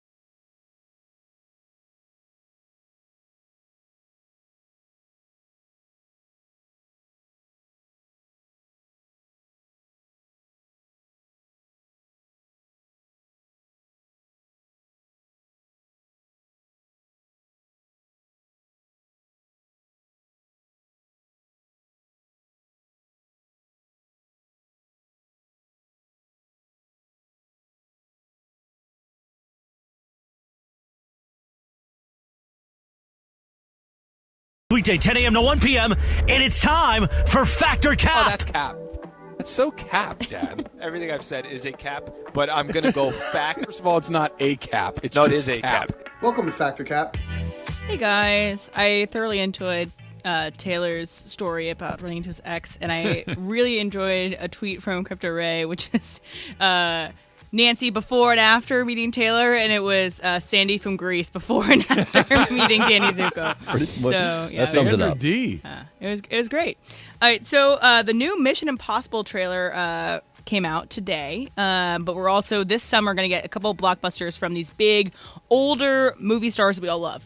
So we're going to get Indiana Jones and Dial of Destiny with Harrison Ford. We're going to get Tom Hanks in the Wes Anderson movie, and we're also going to get Denzel in The Equalizer 3. So movie stars you know and love still get you to go to the movies. Travis? And I'm saying to the theater. Travis, fact or cap? Fact. I think there are certain guys that if they're in a certain type of thing, I'm going to go see it. Now, Tom Hanks is an interesting one. I'm a huge fan of his. He's made so many unbelievable movies. But if I can't tell you the last time he had a movie in the theater that I was dying to go see. But when it's a franchise, whether it's Mission Impossible, Top Gun, The Equalizer, and you get Denzel or Cruise or whatever it is, yeah, sure. That's just a better experience in the theater. You know exactly what it is you're going to get. Maybe it's a little bit better or worse than you might have imagined, but it's rarely super far off. We all knew what Top Gun Maverick was going to be before you'd seen a single frame of the movie, and it delivered absolutely over the top. So, yeah, those guys get me to go for sure. Alan? So very specific to this one. So it is fact, but yeah, I'll give you an example. If Will Ferrell's in a movie, I'm in. I like it. I'm excited. I know it's going to be a comedy, but there's also a lot of movies I'm very comfortable if somebody says, hey, there's not any big stars in this one, but you're going to like this movie. I'm okay with that. There's a lot of times I like when it's not the big box office or it's not these big-time actors and actresses that everybody knows. So for me, it's fact, but it's very specific to, I'd say, a small group of actors. Taylor? I got to go fact because I'm guilty of this. Last movie I went to see was Guardians of the Galaxy, Volume 3. And it just had it was good. But I knew what was going to happen. You know, I knew what I was going to get out of the movie experience because it's a lot of familiar faces, and that's just kind of what I wanted. It's also something that, is better seen on a big screen than seeing on your phone or on your laptop and things like that. There are certain movies that are very fine just to watch on streaming. Other movies require you to want to be in the theater. Where stuff blows up and the sound is important. You want that total experience. Exactly. Lethal Weapon, yep. Yes. All right, but will you guys see any of those movies? Do you think you're going to see any of those movies? I don't think I will. I will probably see Guardians of the Galaxy because Indiana I saw Jones? the first two. That one's probably outside what I just talked about. I don't need an 80-something-year-old archaeologist running around. But he gets de-aged. Right. I understand. Yeah, I don't. The Equalizer is a strong possibility. Yeah. All right. So during last night's broadcast of the NBA lottery, Windhorse was featured talking to Wembanyama for 70 seconds at 2:30 in the morning in Paris. Yeah. So my statement is, it was worth it for Windhorse to go to Paris yesterday. Alan, fact or cap? Fact. Hell yeah. I can only imagine. I'm sure Brian Windhorse with his pool with ESPN, he's like, guys, I got to be out here for a couple weeks. I mean, who knows? I'm going to have to interview the guy again. I need a lot of prep time. I know it was inconvenient, but you're also... aside from him getting a chance to chill in Paris and France, you are going to be all over every platform because you're one of the first ones to put a microphone in front of Wembanyama's face and get his initial thoughts of being with the, eventually going to get drafted by the San Antonio Spurs.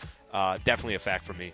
Trev? Absolutely a fact. You get to go to Paris, you go to Paris. Whether it's to do a 2:30 in the morning interview with a guy whose microphone doesn't work.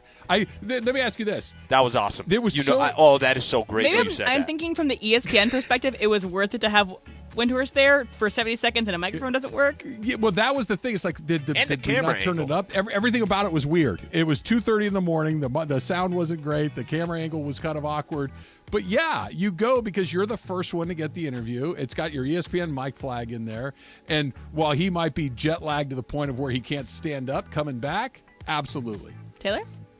Has Wendy ever been this far away from LeBron in 20 years? Okay, all right. I'm just kidding. I'm joking. Right. Everybody relax. I'm just jealous, honestly. Great. Go have a good time in Europe, Wendy. That's great. Sounds like a blast. All right, so a competitive eater went to a Golden Corral, and apparently he was having an issue with some of the employees saying that he should be asked to leave because he's eating too much. This is not a buffet. But this is a buffet. So if it's a buffet, you should be able to eat as much as you want, because that's the point of a buffet. Taylor, fact or cap? Fact, absolutely. It's in the title. This is what buffets are made for. I don't know the last time I've been to a buffet, but I don't know. I need to go back. Yeah, Trav? Unless it's specifically said you can only eat for an hour or you can only eat 30 pounds of food, unless there's some sort of but on the back end. Yeah. Look, they're not my cup of tea. They're usually of low quality for the most part, but if high volume, low quality. Yeah, if you want to go eat 7 pounds of not great prime rib and fried shrimp, go knock yourself out. Why not? As long as you want, you get to stand there. Al? Well, you guys know. Listen, I'm leaning towards fact on this one, but you guys know me and Golden Corral and getting the job there's and trying beef. to call back, an hour later, and the job was no longer available. This is this one's a personal one for me. I kind of stand. Let me use as a good example. Trav, you used to go to a Pizza Hut lunch buffet. Yes, I did. Okay, you were on a certain diet at that time that was. You were not eating any of the bread. Just the cheese and the meats. Of course. Just the cheese and the meat. So here's Trav going to Pizza Hut. He's eating 8% of the slice of pizza, and he's getting rid of everything else that is actually what will get you full. And he's having 49 slices of just cheese and sauce. Come on, guys. I mean, I got a little issue with that. Then they should have a sign over the pizza buffet that says, must eat entire slice. I'm going to need a very specific set of rules, Al.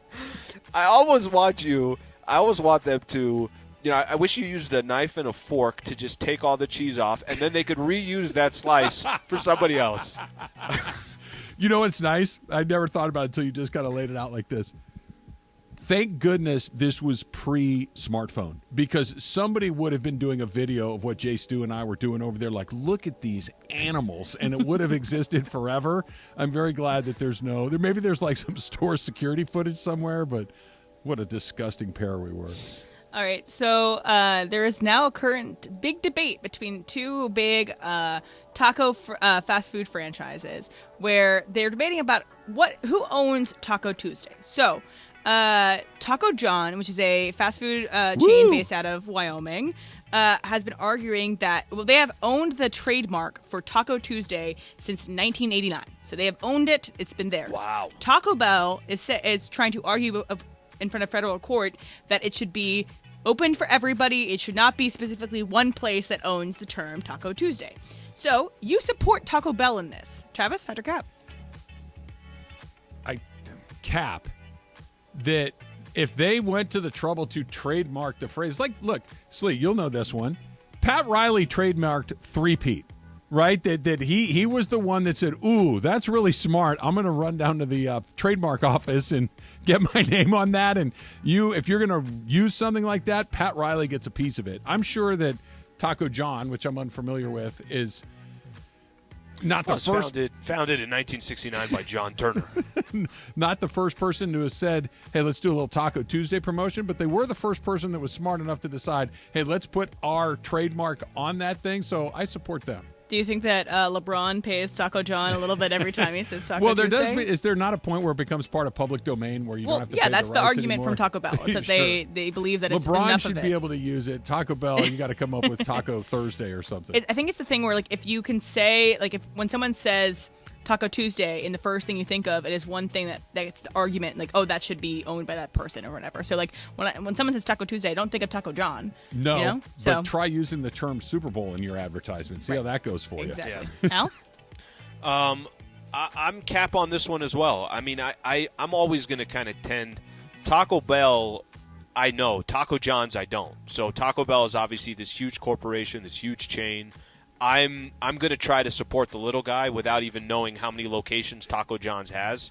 But I'm going to lean towards that. The other part of it too isn't that part of business that just because that phrase got popular, it doesn't mean whatever happens in court happens in court. They were smart enough to tag this thing whenever they did, and that's the benefit that you have. You can't just be Taco Bell and say, well, we want to use that too. Well, okay, you should have trademarked it back in the day, and you didn't. Taylor? I'm cap on this, not because Taco John's they're not a small corporation. They're sprinkled all over the Midwest, but they just have the superior taco product. They really do to Taco Bell. So Is I'm it going is with it in them. that genre of tacos? Yeah, like hard shell. It's just like classic. I don't know. It's a step above Taco Bell for whatever reason, but they have what they're famous for is called the 6-pack and a pound. So you get a 6-pack of tacos and a pound of like hash browns. They call them potato olays. Keep talking. Relax, Trav. Yeah, relax. They're hash browns with Southwestern Talk seasoning. slower. Tell me more. We've got to go to one sometime, Trav. I hope they come out. They're west. not in California, are they? I don't think so. No, I haven't seen one in a long time. I'm going to Google real quick. Is but- it? Yeah, they say is- Midwest and predominantly the Midwest, Mountain West. Are you a Del Taco fan, Taylor? I do like Del Taco. Okay, Del Taco or Taco John? Taco John. Really? Taco John's. Yeah. All right. Well, we're going to Wyoming, Slee. Road trip to Wyoming to sample the Taco John product. Aaron Judge tried to explain it away, and it's getting worse, Slee. I'm not buying a single thing that he's selling. That's next. It's Trav and Slee. So.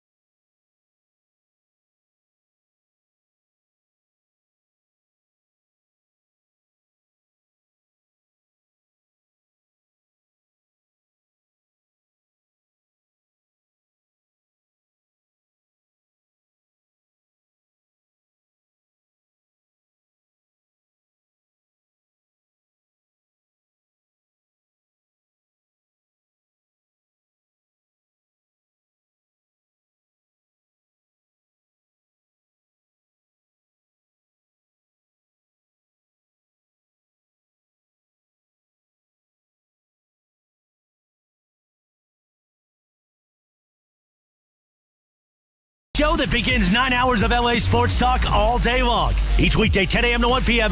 This is Travis and Sliwa on 710 ESPN. Taco combo at a Taco John's. Sounds pretty good. We have a lot of Del Taco stands in the room here. Greg It's came amazing. in. It's really good. I don't know. Taco John is still better than Del Taco, Taylor? You're the only one that says Taco John. Real quick, amazing? Like amazing? Yes. I feel like that's The a fries strong are amazing. word. Can I add a small caveat, Al? Yeah. Because I would stop short of amazing, but I would add something at the back end. Amazing for a fast food taco. Yeah. Yeah. Yes. Okay. Yeah. Yes. Because she had her hands up like she just went to a fine dining. No, amazing. It's not amazing. like you get it from a taco truck or a real Mexican restaurant, but for a fast food taco, pretty darn good. Okay. Pretty. They darn have good. their strawberry Sprite, which I like too. I know you guys don't really drink soda, but their strawberry Sprite I like a lot. How much strawberry Sprite you taking down, Al? It's good. I had a They have strawberry 64 puree in the ounce bottom. this morning. When you go to the Rocks game today, and you're like, I'll take a dog, a bag of peanuts, and a 64-ounce strawberry Sprite. And I need you to take. Awesome. I need you to take the picture of the lady when she says, "You want what?" I need you to. Well, that's because it's only at Del Taco. Is it really? Well, yeah, they put strawberry puree and Sprite together, so it's almost like. So, have you been to Sonic before? Yeah. So it's almost like a limeade from Sonic. It's a similar thing to You know that. what it sounds kind of sort of like? What? The Shirley Temple. It's kind of, but Shirley Temple doesn't have strawberry. Right. So it goes it's back cherry, to alcohol for Trav. It's no. Shirley Temple is a virgin drink. Slee. Yeah. No, I know. Come but I'm on. saying I haven't had a Shirley Temple in a little bit. They're- It's been a little hey, while. Hey, look at my face. They're pretty good. Shirley Temples are great. Yeah, they're. And so they're now not- you're giving me crap for Ask saying I want a Embiid. strawberry I just- soda. I didn't even know For what the- it was. for the table. I like For to the give you table. crap. Yeah, get a picture of Shirley Temples, a round of Shirley Temples. Honestly, for me and my friends. By the way, I'd have one with you. Not a bad way to do it. So Aaron Judge says, "I wasn't doing anything wrong. If you don't like it, well, I got something to say. I don't like you." Right? That was his defense of, "Hey, what the hell were you looking at?" Aaron Boone's defense, who is the manager of the Yankees, was a little bit interesting, I thought. He said, nothing that went on was against the rules. Okay, so basically that's a confession that we had their signs. We weren't doing it illegally. We weren't doing it with a trash can and an Apple Watch and whatever else the Astros and some others have done, but somebody somewhere was able to decode their signs, and they were relaying them back to the batter, who in this case happened to be Aaron Judge, because that very specific nothing that went on was against the rules is not there's nothing going on. We weren't doing anything illegal. There's a huge difference between those two things. Yeah, you found something. I think that's more. But by the way, people, at least what I was here, it's part of baseball. It is. If you can figure something out and you're not using a device or something along those lines, that's part of baseball.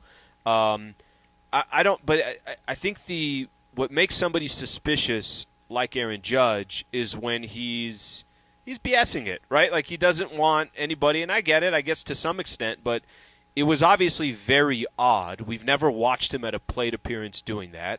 He's not actually physically moving his head to where you're like, oh, okay, yeah, he's seeing where the catcher's set up or and whatever he's the case peeking is. away from the pitcher, like as the pitcher's in the middle of his motion. Like that's not hey, I wonder who's chirping from the dugout when the guy's getting ready to uncork a 95-mile-an-hour fastball. Yeah, I got dizzy, too, looking at him. Every time I see that side eye, I'm like, if I did that, I would probably just I'd get dizzy. I don't know how Aaron Judge looking at side eye like that. The Blue Jays obviously took some offense to it because last night's game got very, very chippy. There was an ejection. There was the Blue Jays manager, John Schneider, yelling at the Yankees third base coach to get his fat you-know-what back into the third base coaching nice. box. That it got very chippy last night. So whether it was illegal or not is one thing, but the Blue Jays certainly were not okay with what went down. By the way, I jinxed myself yesterday. Remember when I came in here and I said the Padres own the Royals? I saw that yesterday. They don't own the Royals anymore, buddy. Not yesterday. No, they don't own them anymore. So what's your game plan for today? So we're going to finish here. Something happened yesterday. So yesterday, I think it was before the broadcast maybe. If I told you that the Godfather turned to me and said something to me, would you know who I'm talking about? No. Who do you think's the Godfather of the broadcast? The Laker broadcast? Yeah. Oh, Stu. Okay, yeah, okay. That's good, but I'm going to keep it on radio here. Michael, to me, is like the Godfather, right? He's the guy that's been there, he's done that, he knows everybody, and he doesn't care. He's Michael Thompson. So Michael, at some point, turned to me yesterday. He's like, "Hey, you should come to dinner with us tomorrow." I'm like, "Michael, me? You want me to come to dinner with you?" He's got like a group. They're all doing a thing. There's, I think John's in it, Sedano's in it, BT. Everybody's grabbing dinner tonight. So I'm going to join. First, I'm going to go to Coors Field. And I'm going to go enjoy about 3 innings of an awful baseball game. I'm going to walk there. It's about 20 minutes away, which is perfect, so I can kind of walk, kind of do a little – I think around the area there's a lot of restaurants and everything else, Berg was telling me. So then I'll eventually come back and I'll do some dinner tonight with those guys. Lodo.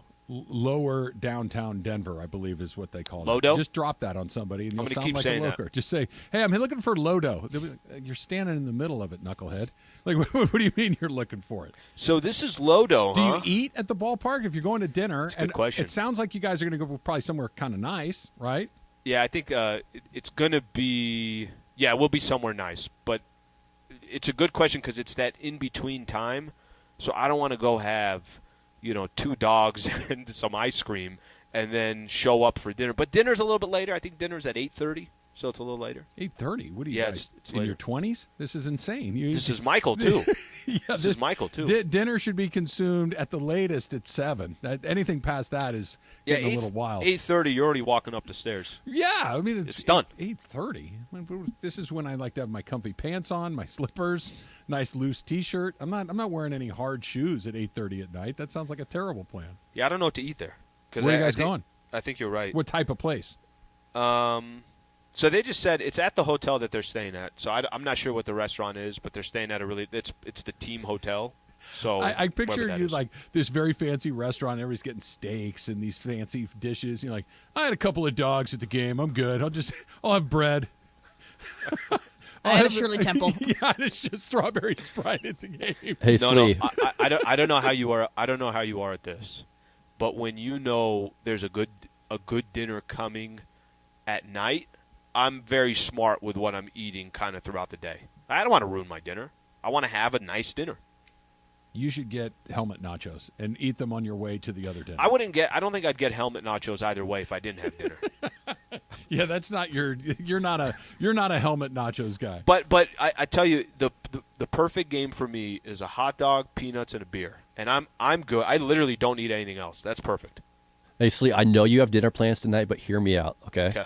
There's a Taco John's in Denver. Ooh. Well, I don't have to go to Taco John's tonight, but I could go tomorrow. You go to for Taco lunch John's tomorrow. Go after we're done. Go for breakfast. 6-pack and a pound. 6-pack and a pound. Taco Do me a favor. John's. Put the leftovers in your suitcase and bring them home so I can have them on Monday. Leftover fast food in a suitcase. Well, look, it's really my only shot at Taco John's, Em. I don't know if I'm gonna. Why does get there your anytime suit soon. smell like ground beef?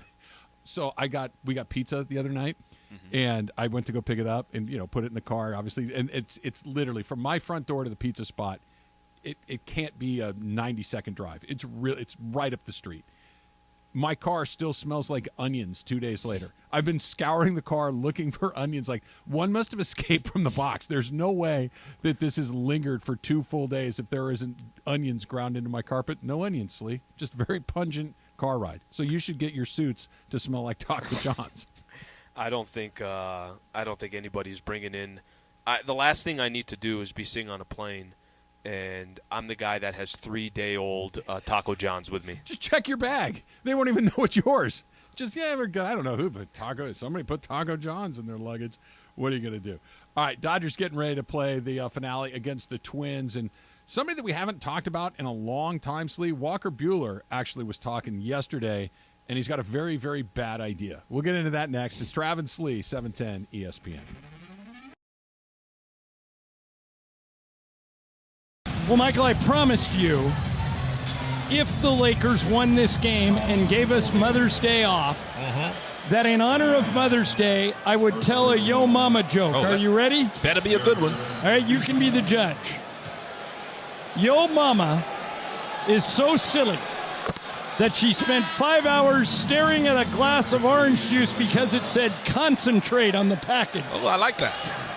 Yo Mama is so old that when she went to the Grand Canyon, it was a ditch. How about that one?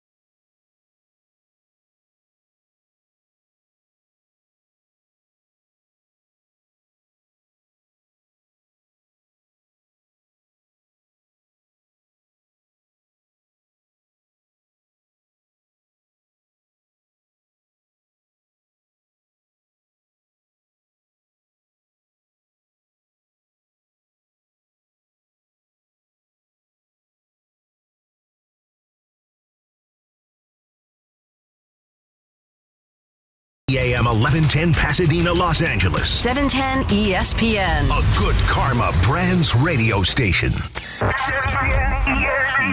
Here we go. Travis Rogers, Alan Sliwa. Travis and Sliwa is on for your Wednesday. We're here each weekday, 10 a.m. to 1 p.m. We begin 9 hours of LA sports talk all day long. Well, last night was devastating in the beginning, but then the Lakers fought back. And for a second there, I'm sure people like Slee thought they may actually win. It is a Lakers Reaction Wednesday, thanks to our friends at Michelob Ultra. Of course, I'm here to be the fear of the hope and fear. Slee was going to give you the hope that it's all going to be okay. I'm the one to ask, will the Lakers ever make it back to Denver? Will Slee be there for Game 5? I guess we have to see how tomorrow night goes. While you ponder that, ponder this. Coming up around 10:45 this hour, you know our celebrity edition of Ask Slee. Today it is Ask Lindsay. Of course, producer Lindsay Baseball from the afternoon show. Wacky forced radio stunt of the year. Ha ha! We all remember at the Mandy Awards last year, as we gear up for Mandy's 2 in just a few weeks, that Radio Tinder took down Ask Slee. I wonder if that will come up later on this hour. So don't miss Ask Lindsay around 10:45. Be sure to get your questions into Sweet Tea right now. Let's get to it. A Lakers Reaction Wednesday with Travis and Sliwa right now. Yeah. All right, Slee, let's just kind of jump right into this because Chris is doing what Chris does, and I get that. That's fine. I understand it. Nobody in their right mind thinks that this is a sweep, right? I understand that Denver won the game 1, but watching that game, the only thing it confirmed is that this is going to be a 7-game series and that all of these games are going to be very, very close. There's not a person alive that really thinks that the Nuggets are going to win 4 in a row. I'm not nuts, right? No, it's kind of what Chris does, right? Chris wants I like when he says the hope and the fear and kind of having these two wars collide. Like I could come on here and say, like you did too, right? Hey, guys, you know what? I think we're okay for Game 2. I like where we're looking. Oh, not Chris Morales. Chris Morales is looking at it a lot different. A lot different and a lot wrong. Right? I mean, the Lakers actually played really well for about a half defensively, played really well kind of all night. They didn't have a moment offensively, maybe with the exception of LeBron launching that 3, where you thought that the offense wasn't doing what they were doing. They just couldn't make up any ground until they finally got Hachimura on Jokic along the way. But the only thing I left in that series after the game ended last night was the Lakers are fine. They're in a good spot. This is going to be a 6 or a 7-game series. I still think it's going to be a 7-game series. And the Lakers really need to win Game 2. That it's a new thing that they have not had to do in the postseason this year, which is you got to get a split on the road. Well, they took that off of their plate on the opening game in both of the first 2 rounds.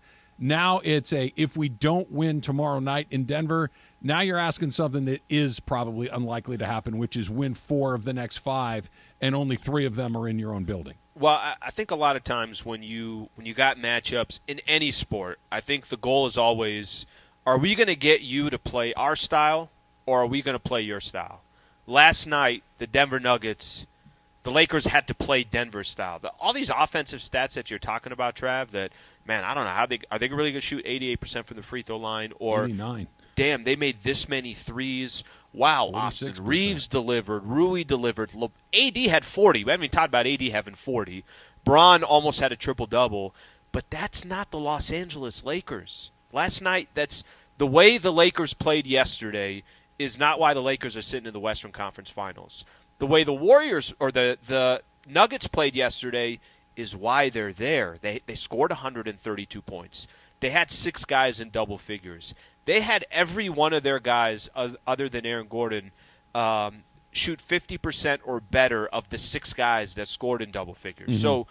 So I think to kind of play off of your point that, listen, anytime you're down 1-0 in a series, the chance of falling 0-2, people can say, oh, well, it's, the series doesn't start until a road team wins a game. I get that. I understand it.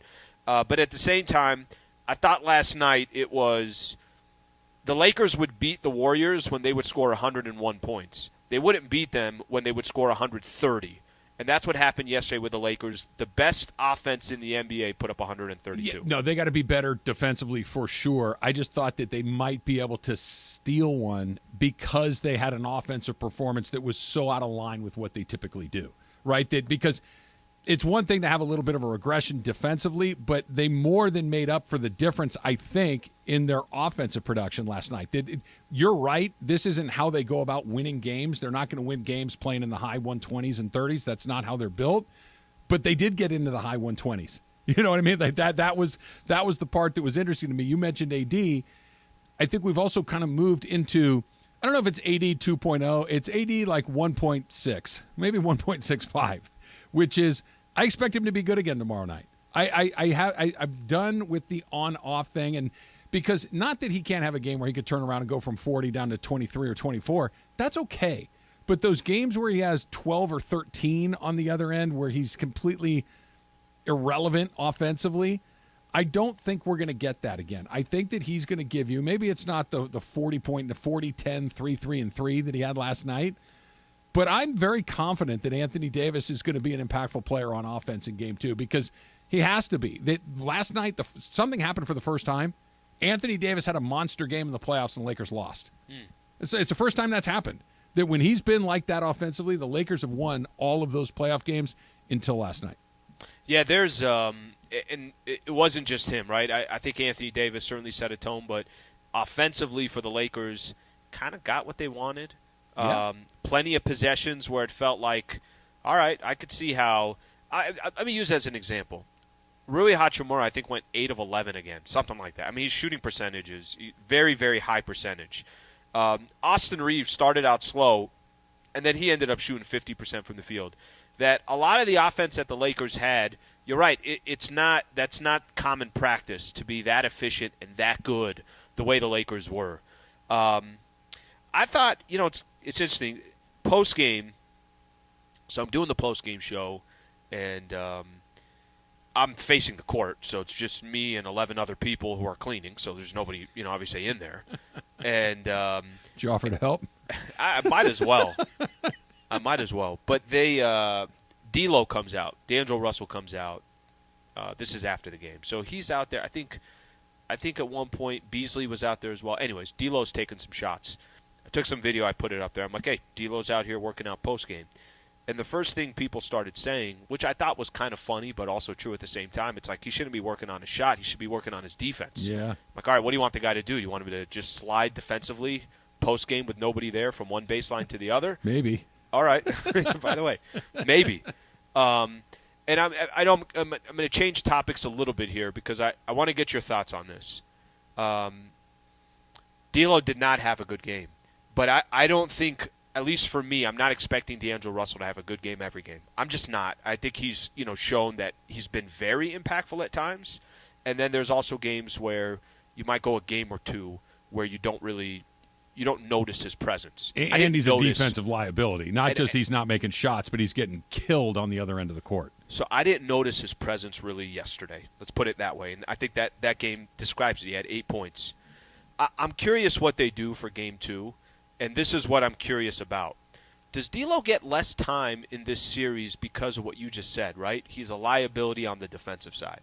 Do you want more defense in that lineup, or do you want more offense in that lineup? Defense for sure. Okay. So with that being said, Dave McMenamin had an article this morning that I thought was really, really interesting. He said, I'm going to read it because I want to make sure that I have it right here. He says, multiple team sources told ESPN that there's concern the team could lose the 27-year-old point guard if he views the adjustment as a demotion after starting every other game in the postseason. What they're talking about is if you take D'Lo out of the starting lineup, does that hurt you big picture because D'Angelo Russell is going to be, point guard, going to be a free agent this offseason? That really stuck to me for a quick second, okay? And I'll tell you what stuck to me. I think the only thing I care about, and I'm sure the only thing you care about, and I'm sure the only thing Laker fans care about, and I'm sure the only thing the front office really cares about right now, how do you get past the Denver Nuggets? Right.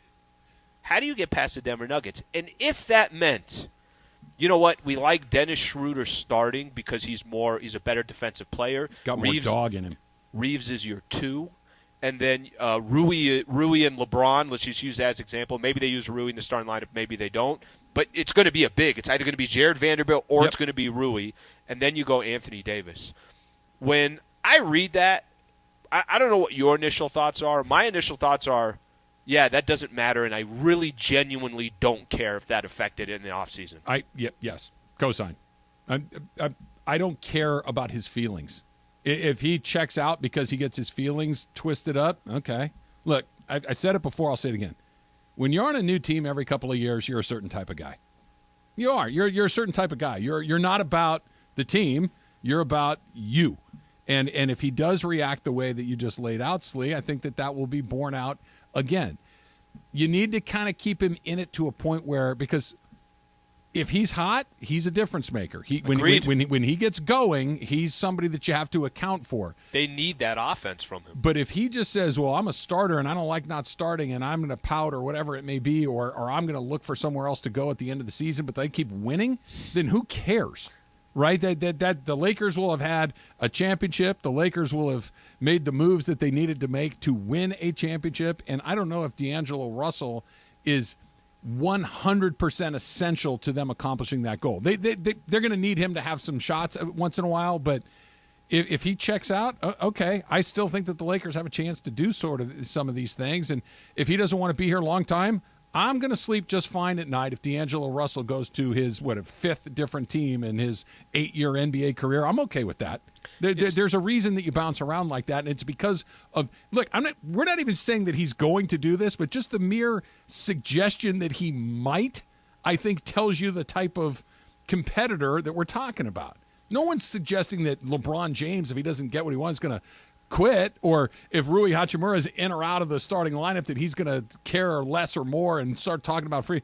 It's just there are certain type of guys that's like, hey, you understand if this guy gets his feelings in a certain way, we're going to lose him? Yeah, that's fine. If he's that type of guy, I'm okay with losing him. That's okay. It almost makes me want to see that tomorrow.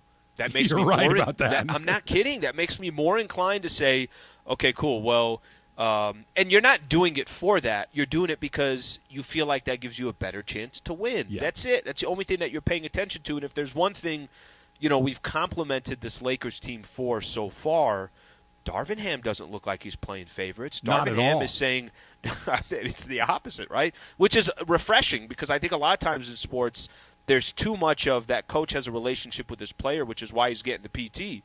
And I don't think Darvin Ham has any of that. He rides the hot hands. He does. Yeah. And there's also, this isn't the best example, but Rui wasn't getting opportunities against the Golden State Warriors like he was against Memphis. And then yesterday he's in that lineup and he's a key piece.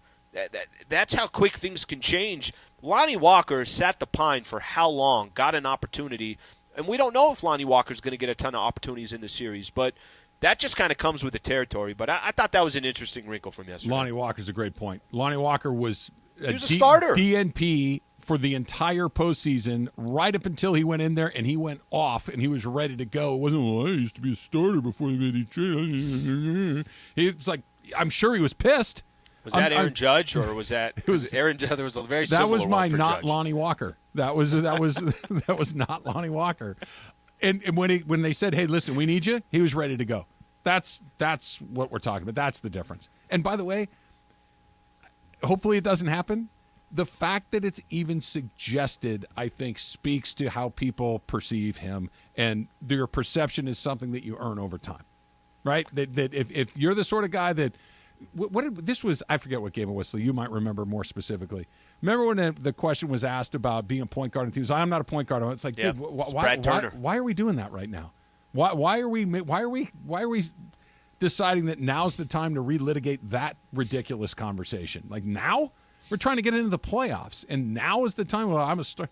Who cares? Go make shots. Move your feet on defense. Stop getting torched by Jamal Murray. Let's worry about that. We can worry about your feelings and your money at the end of the season.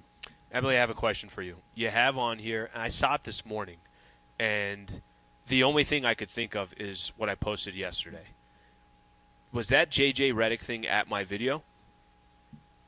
It had to have been. It feels like it's Slee. Yeah. I think No. Listen. I'm not, Trav. I don't know if you know. I literally just saw it this morning, but all I did was take video of D'Lo shooting yesterday post game, put it up on Twitter, and say D'Lo shooting post game was 4 for 11, and I left it at that.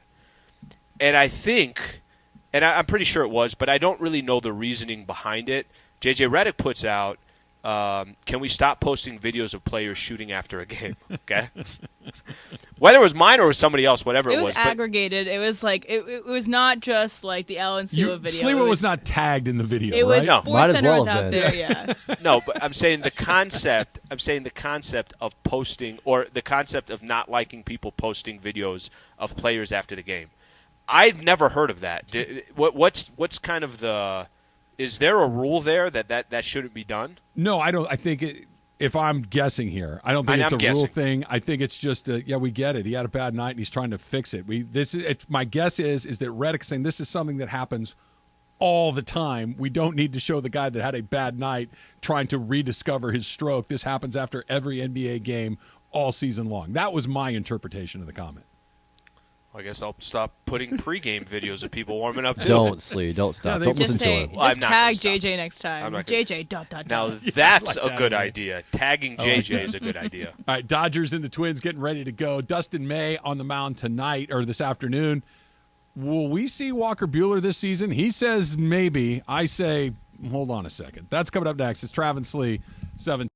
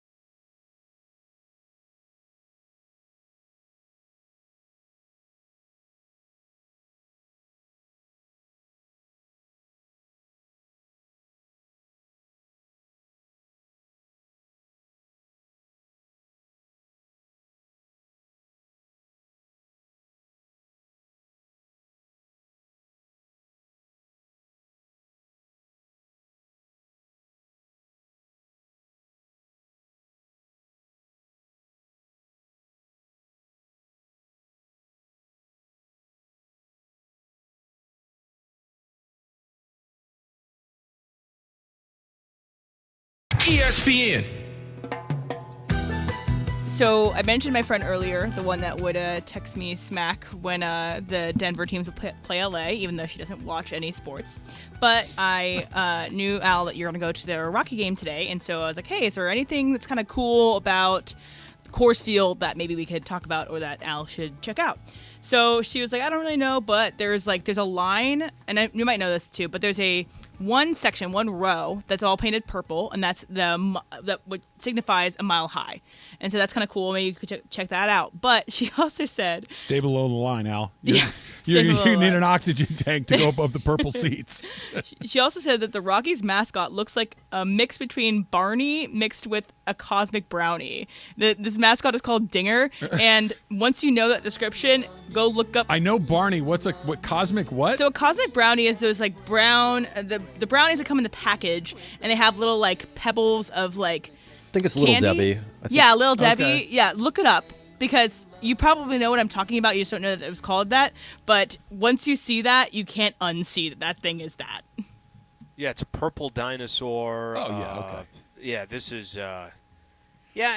Listen, I'm not a mascot guy. That's fine. Let people do it. Go take a picture with Dinger. Actually, I will say Rocky, the Nuggets mascot, he's awesome. I mean, he's. We don't really kind of. At least I don't really care for mascots in general. He's awesome. Because LA doesn't really have mascots in the same way. It's not a cow town. When you get it, no, seriously, we don't do that here, right? When you get it right, how we do it. Look who does it. It's the Clippers. Sure. Right? Well, no, but here's that's a perfect example. That's a perfect example. When you get it right, they're really good.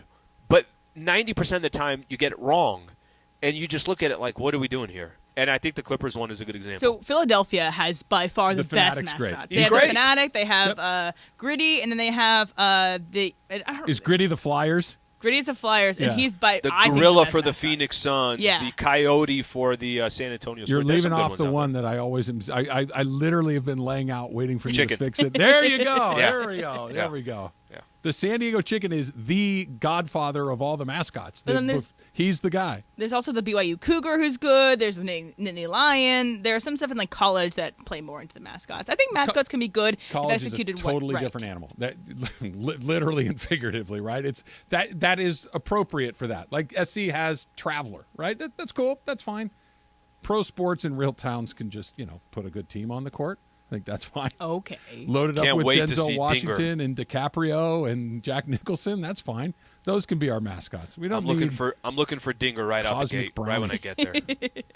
That Cosmic Brownie looks pretty good. Now I kind of want one of those. Have those always been called that, Emily? Yeah, as long as I've been around and eating them. I remember I had them always when I went to babysitting. They look pretty good. All right, Slee, I want to play this for you. This is Walker Buehler, who is rehabbing from not his first, but rather his second Tommy John surgery. Says that he could be ready to go by the end of August. September 1st is a goal of his. I don't think anything has happened that would tell me that's not an achievable goal. Obviously, we've got a lot of talented players and a really good team, and I'm going to try and contribute any way I can. Okay. It's pretty remarkable that the Dodgers have put together the best record in the National League despite him not being here, despite Tyler Anderson leaving, despite Trey Turner leaving, that Gavin Lux is hurt, that Justin Turner is gone. You've got Trey Turner leaves, Cody Bellinger is non-tendered. Like, they turned over. Incredible. And they still have the best team. Walker Buehler being added back to this team towards the end of the season, sure, you have my attention. But here's what I'm worried about. September 1st would be really fast for this particular recovery. That we were talking about Bryce Harper. Okay, Bryce Harper's going to DH and play right field. Walker Buehler is a pitcher. Okay, it's a totally different animal. This would be on the very tight side of earliest possible return. I don't like that. They're very, very likely to lose Julio at the end of this season, I believe. I think that Julio is more likely to be on a different team than he is to the Dodgers. You can't afford to try to push Buehler to try to say, okay, look, this is the best case scenario. Let's put him out there and see what happens, and potentially risk pushing that further into next season. You're going to need Walker Buehler next year because Julio is likely to be gone. I understand that he's on track. He's throwing bullpens. He looks good, et cetera, et cetera. This is all good news, but you cannot be too cautious with a guy who's going to be a big part of what you're doing next year when you already have a lot of options in your rotation right now. So I'll ask you this, and for an organization that is responsible, an organization that has certainly made the right calls from on the field, off the field, injury, all that stuff. I mean, they've done a really good job. They're not perfect, but they've done a pretty damn good job.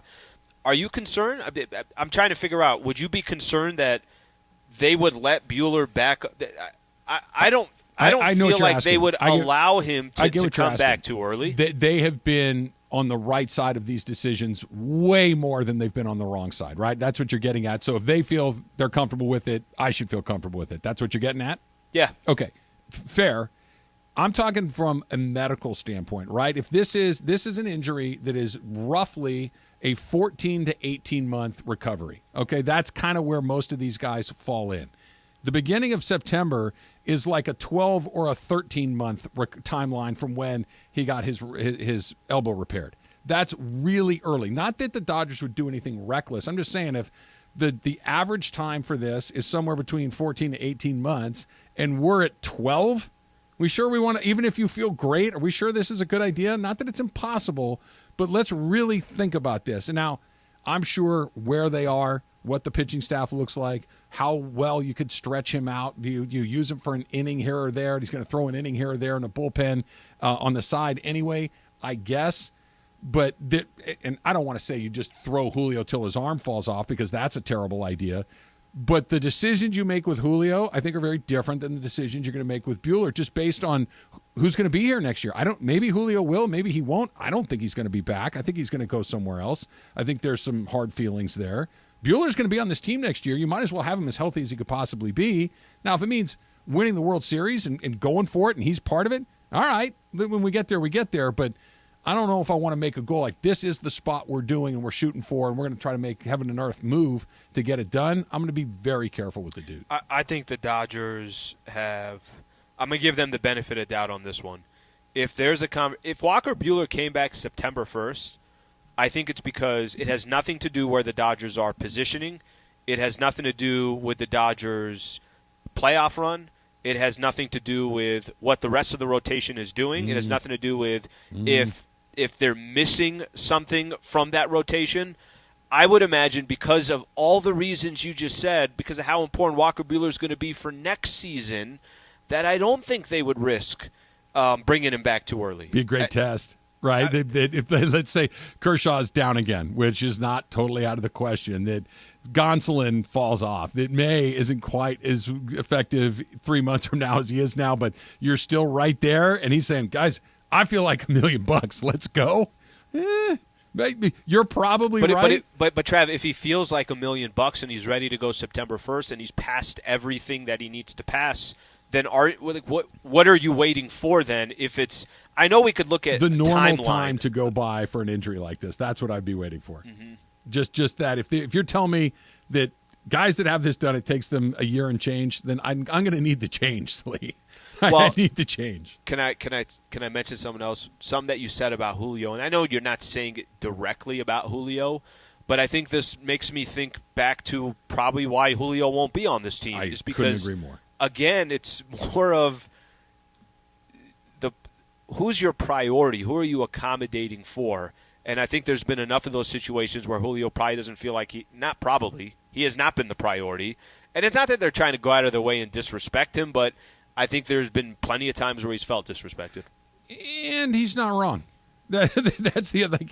I understand these hurt feelings, right? The hurt feelings we were talking about with D'Angelo a few minutes ago. Like, I don't quite get that. I get why Julio's like, seriously? This is all right. Like, he has a case for why his feelings being out of joint are reasonable. That I'm the guy that came in the fourth inning of a closeout game, that you're going to do that to me. I didn't see asking Clayton Kershaw to do that. I didn't see asking anybody else to do this. You wouldn't need me to pitch 3 innings out of the bullpen to close the World Series?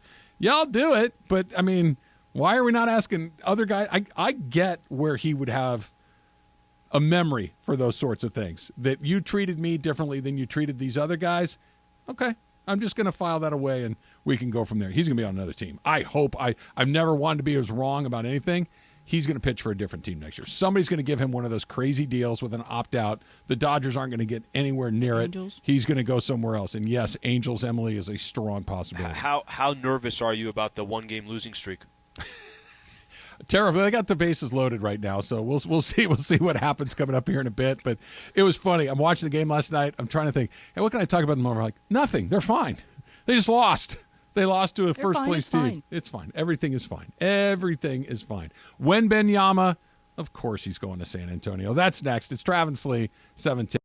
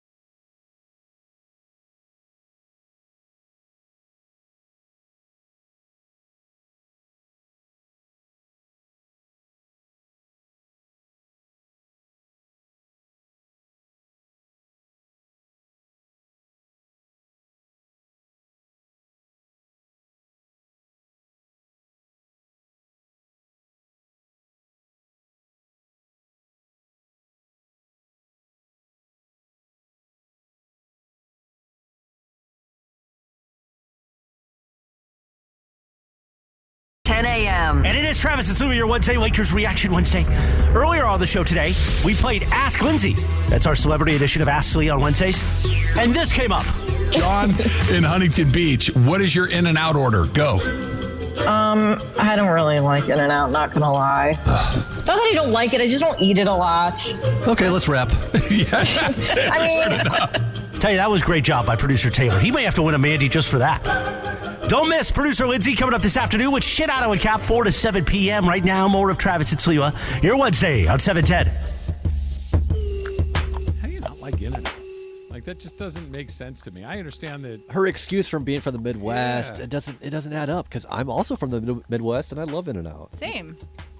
if you are open-minded and you're not just clinging to the things that you knew as a kid, it's pretty hard to beat. You could like Taco John's and In-N-Out. It's possible. I can't even say In-N-Out. I'm excited for Taco John's. I need to. Where's the closest Taco John's? Somebody look that up. I think it's Denver. Oh well, Slee, that's on you.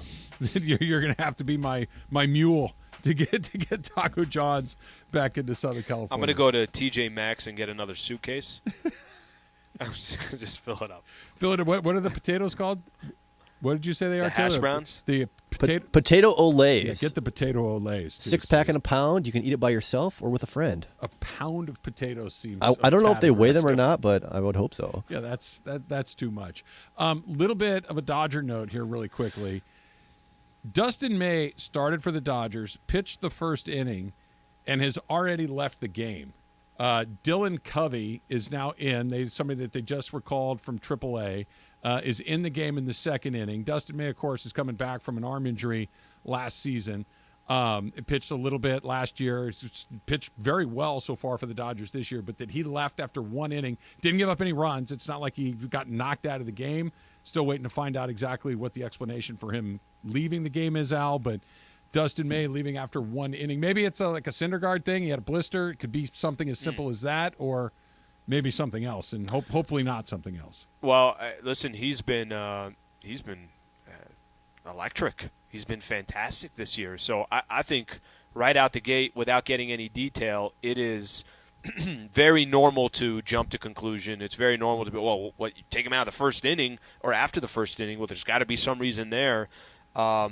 He has been, it's funny. We spent so much time talking about some of these other players. And maybe this is just part of a 162-game grind. I don't know how much we've really spent that much time talking about how good Dustin May has been so far this year. But he's been awesome. He's been really just incredible. Everybody's always talked about he's got such great stuff, but does he have control of it? It seems like this year he's got much better control of what he's been able to do. Yeah, he's been good. His numbers have been really good. It's weird, like his measurables, right? The velocity, the spin rate, all of those sorts of things that the modern baseball analyst relies on have been down. Like his fastball velocity is down. His movement on his pitches is down. His ground ball rate is down. Like they're hitting the ball harder in the air more often against pitches that are not moving as much or as quickly, but his success rate is way up. Still effective, right? Yeah, it's hard to understand how those two things go together, but that's exactly what's happening. But that he left in the first inning is a little bit of a surprising. Yates just walked in the door, Slee. I know you can't see him right now. I would say Yates? Hugely surprising. Yeah, I mean, that's Greg and I have talked about this on Blue Review a little bit for the plug, but as May is as important to that staff as anybody. Sure he is. In terms of what you're going to be able to try to do down the line, never mind in the playoffs. The look on my face right now probably tells it all. I'm like, whoa, I need more information. Hopefully it's a blister or something like that. Because that goes away, and that's not a big deal. You just got to let it calm down. But if it's not that, I don't know what it is. Suboptimal. And if this was a guy that had pitched year after year after year, you just go, okay, well, we'll wait and see. But coming back, Al, from what he was coming back from, first, and odd that we were just talking about Walker Buehler trying to kind of push the envelope to come back. Don't love that either. I don't like it at all. But this is, when you got an arm injury, Walker Buehler, this is his second TJ surgery. May is coming off of a year where he's been good, but those metrics. Yeah, I mean, and just in general, you can't rely on dudes you want to call up from Oklahoma. Like, these are top-line guys that are falling left and right. If you want to be able to win games and win a division, they got to be there. That's what you banked on to start the season. Was there And they're on a 1-game losing streak. Fire everybody. Friedman needs Where's to our go. guy? Doc Right. needs to go. Yeah. Trav, where's our guy that can't run a Dairy Queen? Yeah, I think Dairy Queen, IHOP for sure, Denny's for sure. I think a Wendy's was in there. Dairy Can't run Queen. a Taco Joe's. John's. Taco John's. Yeah, exactly.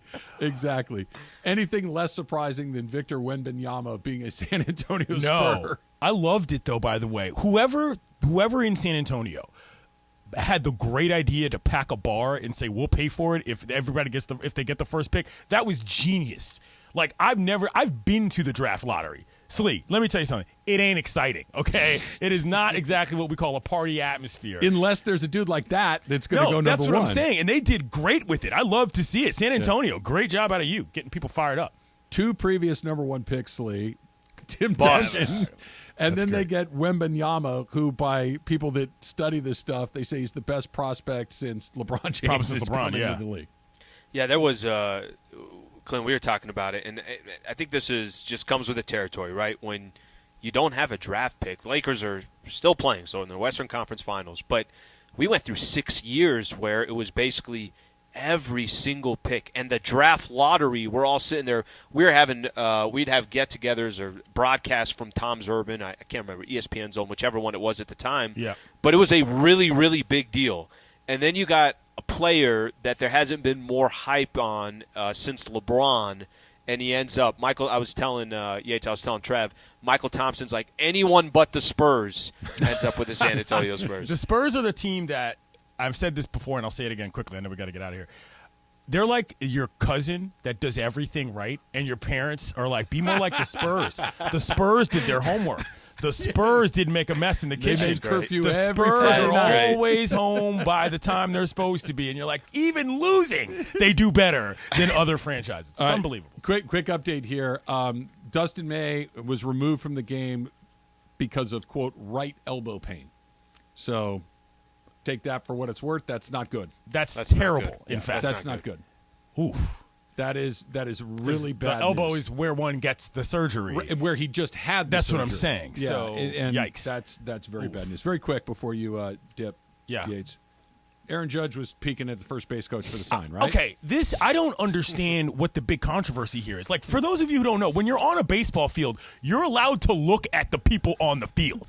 Like, well, he wasn't looking at anybody on the field. Well, whatever. I mean, he's looking at his coach. He's on the field. Yeah. You know what I mean? Yeah. Like that. The Blue Jays and Yankees really hate each other. They're out there BSing over where base coaches are standing. I've never seen someone attempt to do something clandestinely that was so obvious. Well, That's what was weird about it. I feel like people don't understand. If you're looking at your teammates or your coaches and they're trying to tell you something, like that's part of the game. It's where the banging and the trash cans and the computers come in. If he's looking at his coach and his coach is telling him with whatever motion he's throwing the fastball, that's fair. If the That's coach in is play. getting the signs out of the pitcher's glove, out of his hand, Sure. out of the picking the catcher, picking it from the dugout, that's fair game. That's on the Blue Jays for messing it up. But that instead of just saying, no, man, I wasn't looking at anything. It's like the explanation was, and then Boone's explanation of nothing that went on was against the rules. It's like, we had the signs picked. What do you want me to say about I know. it? It's a tricky situation, but that's one of those where, like, I'm definitely watching the next time those two teams play because something's going to happen. It's going to be fantastic. Slee's going to Reds Rockies in a few minutes. Really? All right, so it's they started about 40 minutes ago. Okay. And it's sold. I don't know what capacity is for this game, but it's 100% it's sold out. So I'm just standing room only on the outside of Coors Okay, Field. I will tell you one thing before I go. This is because this is the kind of weirdo I am. The Colorado Rockies have the best graphics package in the major leagues on their big video board. It's fun. Like, go to the game, look at the board. They do cool Better stuff. than the Padres cool with their stats. crying Kershaw. All right, all right, guys. Let's keep them out of the mix would you like right now. Would you like to slot them number 2 now after being reminded of the That was Kershaw? funny, but I remember seeing it from the Padres All-Star Royals game. 1-1, by the way, as far as this series goes so far. Slee wants to move off of the crying Kershaw. That That was awful. They look like a bunch of idiots. And then they lost 5 in a row to the Dodgers after that. That didn't help. I'll be here Friday, right? Yeah. Exactly. T-Raj, you're gone on Friday, right? Don't worry about what I'm doing. T-Raj is Okay, Travis. Got your secret agent.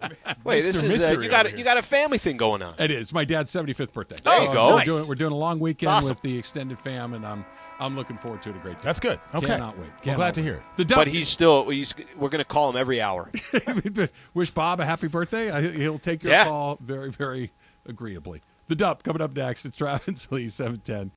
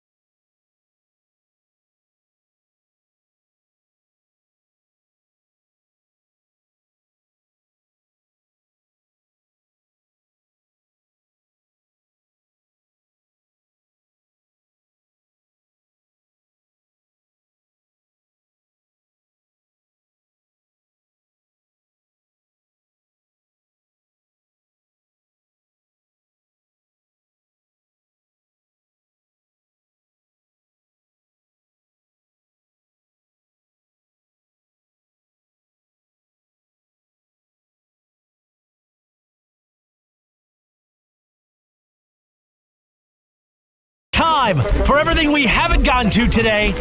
Yes, it's time for the dump. All right, now let's start with some NBA news. And this is Adam Silver talking yesterday about the video that surfaced with Ja Morant, which looked like he was waving a gun in a car. Honestly, I was shocked when I saw this weekend that video. Now, we're in the process of investigating it, and we'll figure out exactly what happened to the best we can then. It's the video's a bit grainy and all that, but I'm assuming the worst, but we'll figure out, exactly what happened there. So that's Silver saying, I was shocked that my immediate reaction was to assume the worst. And it wasn't just Adam Silver, like right up and down the line, from the Grizzlies to other NBA players, current players, former players, athletes in other sports. You get the benefit of the doubt once. You get the, hey, maybe you made the mistake. Hey, let's get them the help that they need. And then when it happens again right away and the commissioner is coming off the top rope like that, he's going to get absolutely hammered when it comes to suspension. Honestly, I was shocked. So there was Adam Silver probably spoke for a couple of minutes, and I listened to the whole thing. And when he said that, he had a one-on-one conversation with Ja Morant after the last incident, and basically was like, hey, I felt like we had a really good understanding. I felt like they were basically walking away from this like, all right, hey, I don't think we're going to have to worry about this anymore from Ja Morant. So he was very, I know we just heard it a couple times, he was shocked. I believe him, right? Like, I think that Adam Silver is not trying to keep his stars off of the basketball floor. He's not trying to keep one of the more popular players in the NBA off the floor. He's going to get served. Whatever that number is, it's not going to be – even when he said something like, hey, 8 games is not nothing. We gave him 8 games. It's 10% of the season. And it did nothing to stop him from doing what he's doing. Ja released a statement yesterday as well that reads, I know I've disappointed a lot of people who have supported me. This is a journey, and I recognize there's more work to do. My words may not mean much right now, but I take full accountability for my actions. I'm committed to continuing to work on myself. Fairly benign, right? That's just kind of routine. I read a story this morning, Slee, and I don't know if this is factually true, but somebody said that if you go to ChatGPT and say, make me an apology and offer a prompt or two, that nearly this exact same thing comes up. So and I'm not saying that they use ChatGPT. I'm just saying that's such a formulaic response to this that it doesn't fill you with a bunch of, you know what? Like, honestly, when you heard the first time it went down and he did the interview, and I think it was with Jalen Rose that he did the interview with, and he talked about at the end of the season, look, I realized that my actions adversely affected my team and I got to do better. You're like, all right, look, everybody can mess up. Everybody. And it's fine, and it happens, and you just hope to move forward and not make the exact same mistake, and sure as hell not make the exact same mistake, a month later.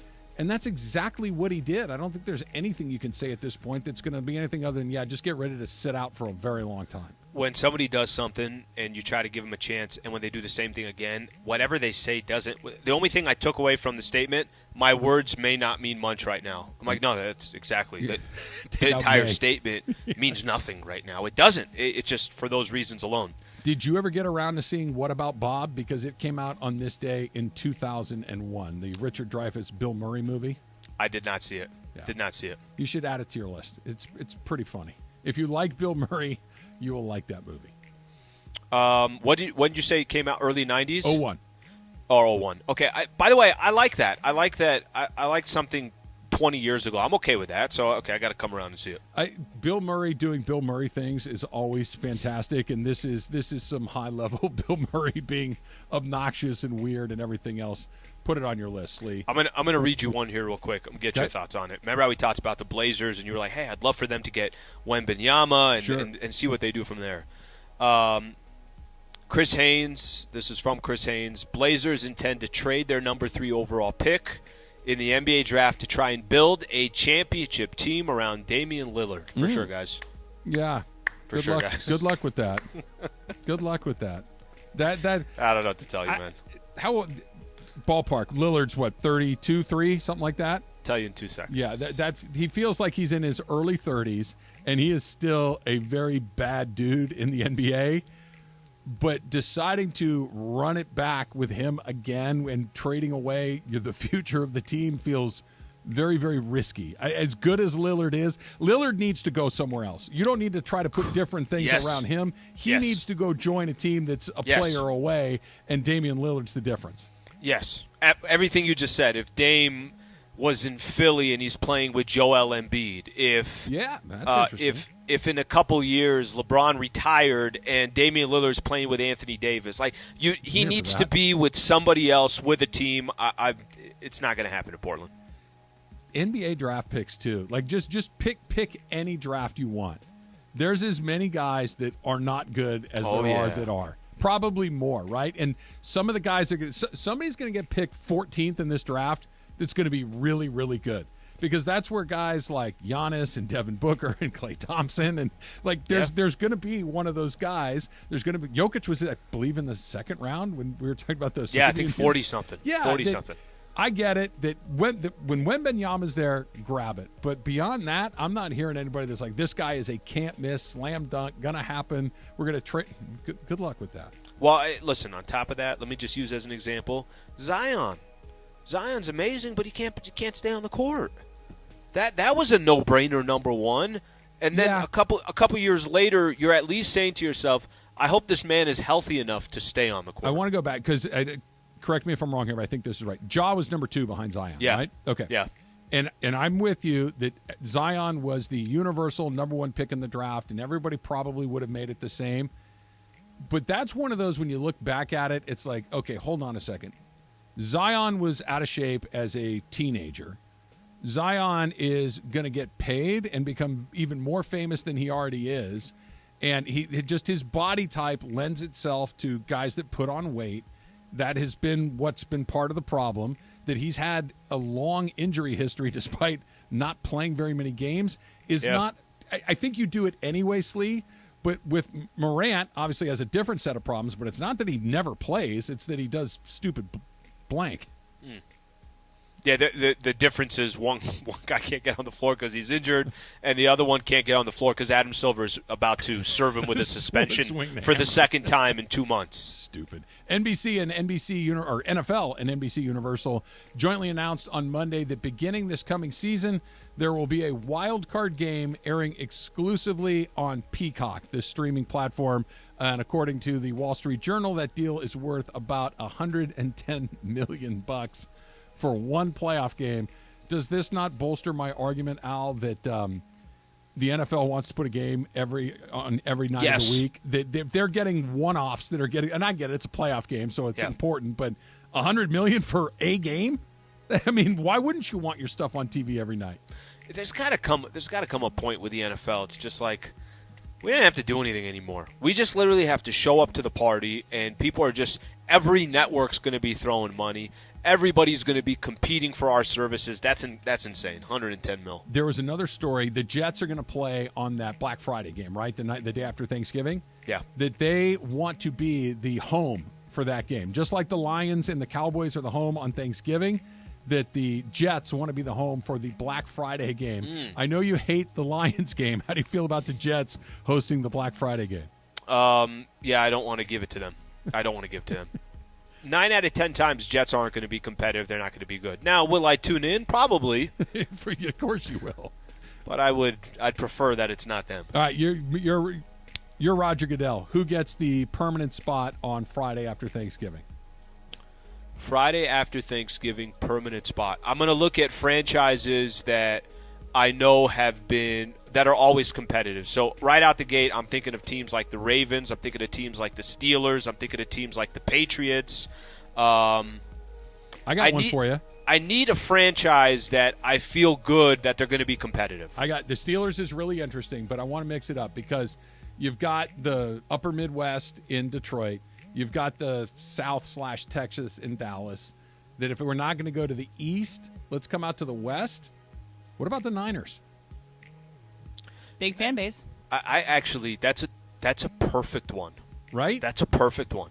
Doesn't that feel like that belongs in there? That the 49ers just kind of, they're almost always competitive. They've got great history, great fan base. Yep. It's pretty. Right, like just the visuals of. I know that they play in San Jose or Santa Clara or whatever it is. Santa Clara, yeah. The visuals of the Golden Gate Bridge, the Bay Bridge, the all of the Alcatraz and everything that comes along with it. It just looks good on TV too. That you beat all of mine. That's the winner. San Francisco 49ers. That's a really good one. Let's do a little Super Crosstalk. ESPN AM 710 Los Angeles. KRDC AM 1110 Pasadena, Los Angeles. K256CX 99.1 FM Pasadena, Los Angeles. It's the greatest segment in LA sports radio history. Oh my God. When the shows come together for magic on the radio. It will only grow stronger. Super Crosstalk. Are we ready for Mason and Ireland to join Travis and Slee? Super Crosstalk begins. Super Crosstalk presented by In-N-Out Burger. In-N-Out. That's what a hamburger is all about. It's time for Super Crosstalk. All right, John, so you're still in Denver, obviously, with Al. Mace, Slee says to me, hey, you got to ask Ireland about this when we do Super Crosstalk. Okay, what's going on? Slee, do you want to set it up again? Because this was your first experience there. John, he was saying that you guys are basically like in the belly of the beast when it comes to Denver fans. You're the only media members in your particular spot. Yeah, well, it's kind of, this is a little bit inside, but we're not supposed to be where we are. Huh. We're super high up, but because ESPN Radio is doing all these games, they took our courtside spot. Oh. And so the rule is, in general, that you're supposed to treat the visiting team as good as you treat the home team in terms of radio. Right. But in this case, the Nuggets ignored that, put their guys courtside, and stuck Slee, Michael, and I literally on the roof. Wow. But we are not complaining. We're making it work. But if you're looking for another reason to root against the Nuggets, there's another one. Yeah, screw them. Screw them. Well, it's also Mace getting in and out of there. Yeah. Like I'm just John. I'm basically telling myself I'm one step away from falling onto the table and taking out the entire broadcast. Really? It's that. Yeah, and there aren't actual seats. It's a bench, and so this is getting worse the more you describe it. The bench is Jesse, our engineer, Slee, me, and then Michael basically sitting on top of a printer. Wow. And but I'll say this, Slee, I don't know if you agree with me. I woke up this morning. It was just an unbelievable game. The atmosphere is amazing. One of the most spectacular, star-studded performances I've ever seen. Think about this. LeBron was 1 assist away from a triple-double, and no one noticed. Yeah. Because Jokic was so unbelievable, and AD actually ended up outscoring him. And both teams shot 55%. Yeah. And the Lakers had I know this sounds crazy, and you guys are all going to say, well, Ireland, you're just being a homer. I know the Lakers lost, but I feel great about this. So this is where I want to start, John. I think this is big.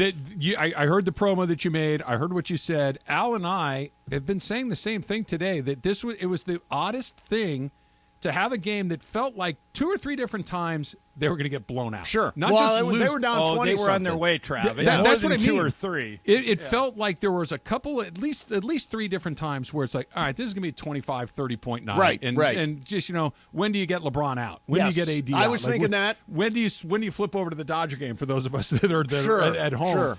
And they just kept hanging around, and then they got a little bit hotter. Denver cooled off a little bit.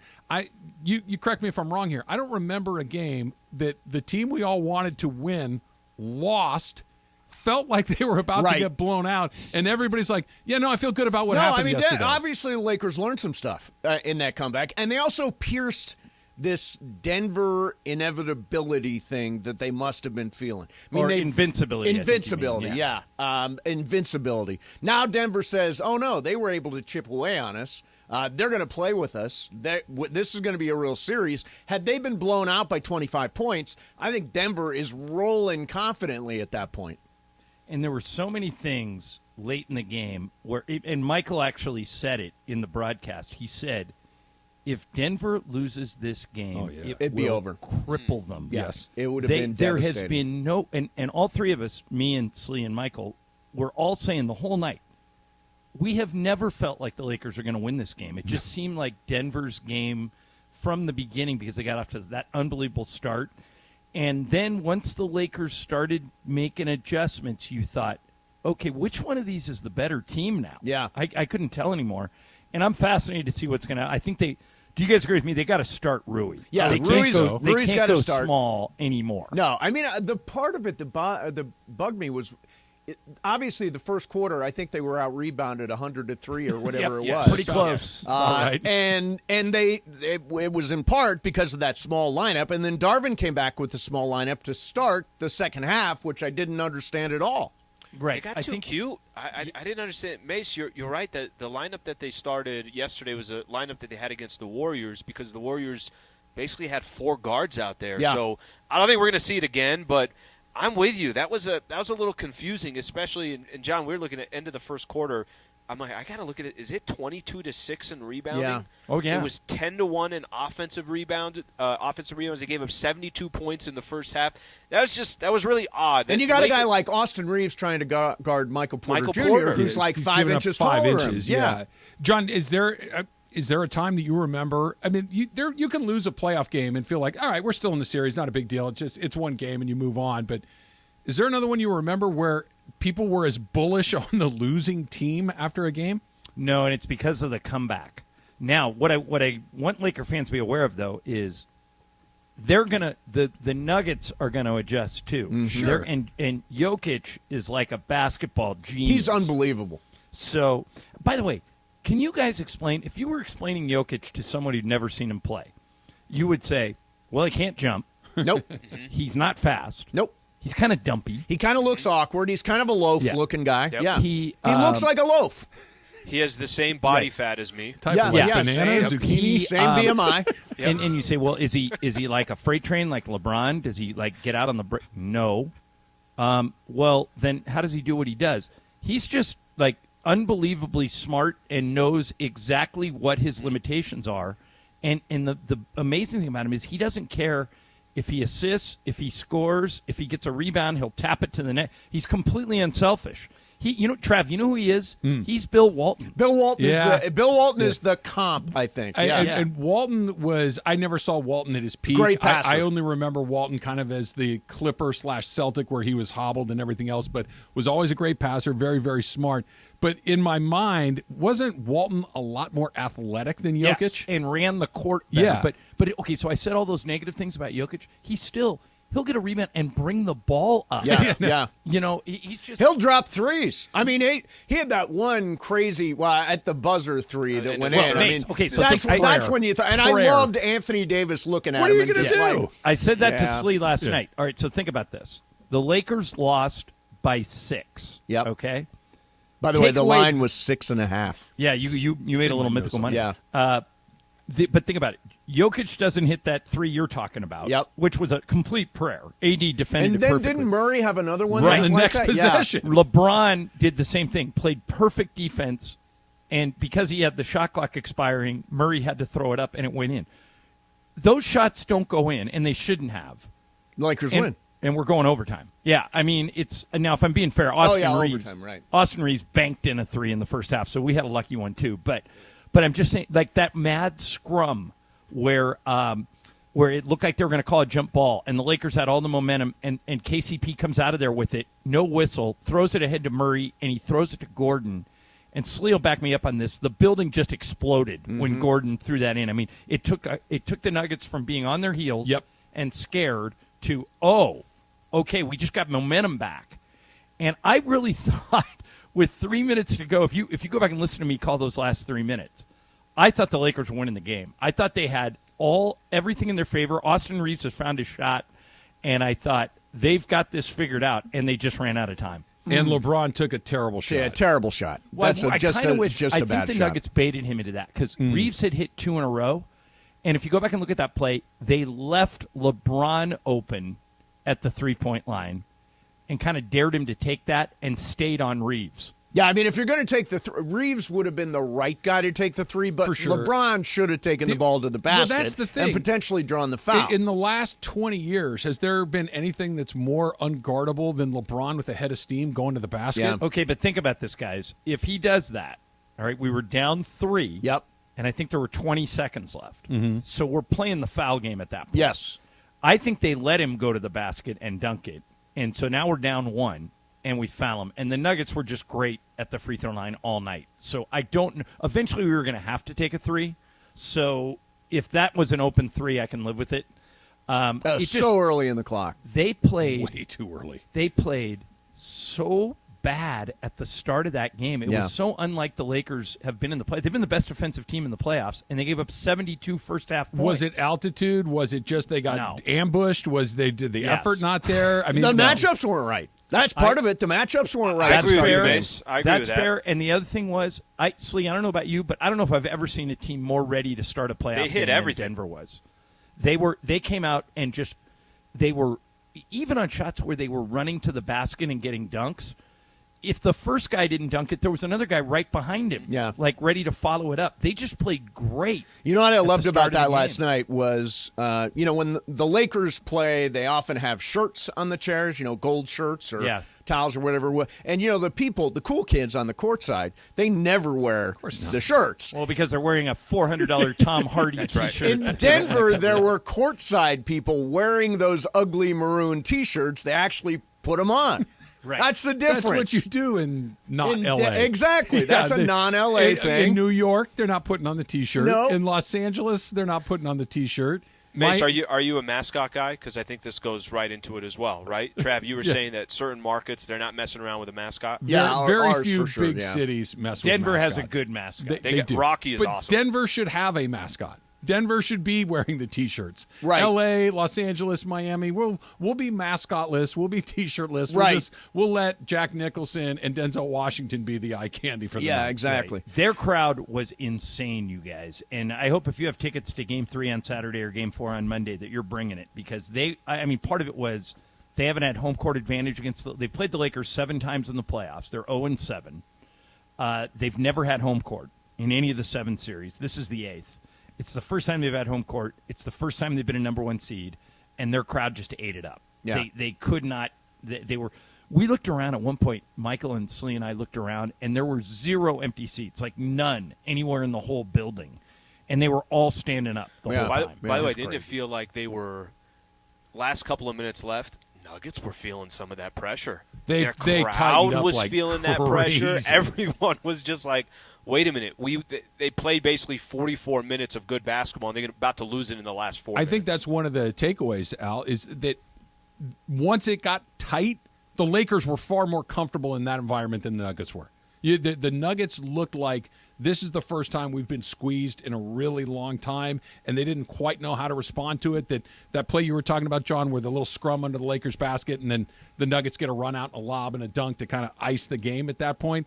They were so nervous prior to that the Lakers get that ball, even if it's a jump, even if the Nuggets get the ball back and have to run another possession, I don't think they get a bucket right there. That felt like everything, mostly because of how tight Denver had played for the previous 3 or 4 minutes. Well, I thought I was in the elevator with a couple of the coaches last night after the game, and I thought that they were going to say rebounding is the one major thing that they have to fix. But they both said transition defense is got to get better. They weren't better. getting back on transition defense. Van Gundy was hammering them on that. Yeah. 19-6 Denver. But in the second half, that basket, Trav, that you're talking about was the only one they got. Yeah. So it was all in the first. Whatever adjustments the Lakers made at halftime, they all worked. And I'm with you guys. I don't know why they started the small lineup to start the second half. Yeah, that just didn't make any sense to me. But once they figured it out, like towards the end of the third quarter, when they went on that 11-0 run, and then Jokic, I couldn't believe when that 3 went in. Because it took the lead from 11 to 14. And so we start the fourth quarter down 14. And I kept saying during the games, I go, folks, I know it sounds like this game's over, but it's not. I can tell the Lakers are making hay here. They figured some things out. Jokic has calmed down. AD is unstoppable offensively. And I think the Lakers have a real chance here, and they just ran out of time. That whole idea of these two guys are going to cancel each other out, there was never a better example than last night when AD and both Jokic were both unbelievable and canceled each other out. So what happens tonight when Slee shows up at your fancy dinner, John? Oh, is he? Did he get into the Michael Thompson dinner? Slee is in. Michael's brother Andy had to drop out. He had to go home. Oh, so Slee gets the seat. So does Slee pay for himself? Does he have to pay for the table? Does he get the first one on the house for you guys? Slee is about to realize what I've known for about 5 years. Michael Thompson's the most generous person in the media, and no one else. Nice. No one else is even close. That's nice. Michael won't let you pay. What if he asks for for 2 checks? Yeah, why don't you Venmo him $40 after dinner? He Michael, let me take Venmo you. I didn't have any of the appetizers, so I'm just going to chip I in. didn't drink tonight. I didn't drink anything wine. So put the wine. Doesn't everybody have a trails. friend like this? Like we're describing. worst. I have a friend in high school that fits this to a T. Like, yeah, my share was $7.50, and I only had 1 beer. Yeah, so I didn't have an appetizer, and I didn't drink, and therefore it's like, oh, you're a pain in the ass. Everybody's throwing in a credit card, and we're splitting it evenly. Exactly. Tough, you know That's what. the way it goes. Super Crosstalks powered by In-N-Out Burger. That's what a hamburger's all about. We'll see you tomorrow. He leads the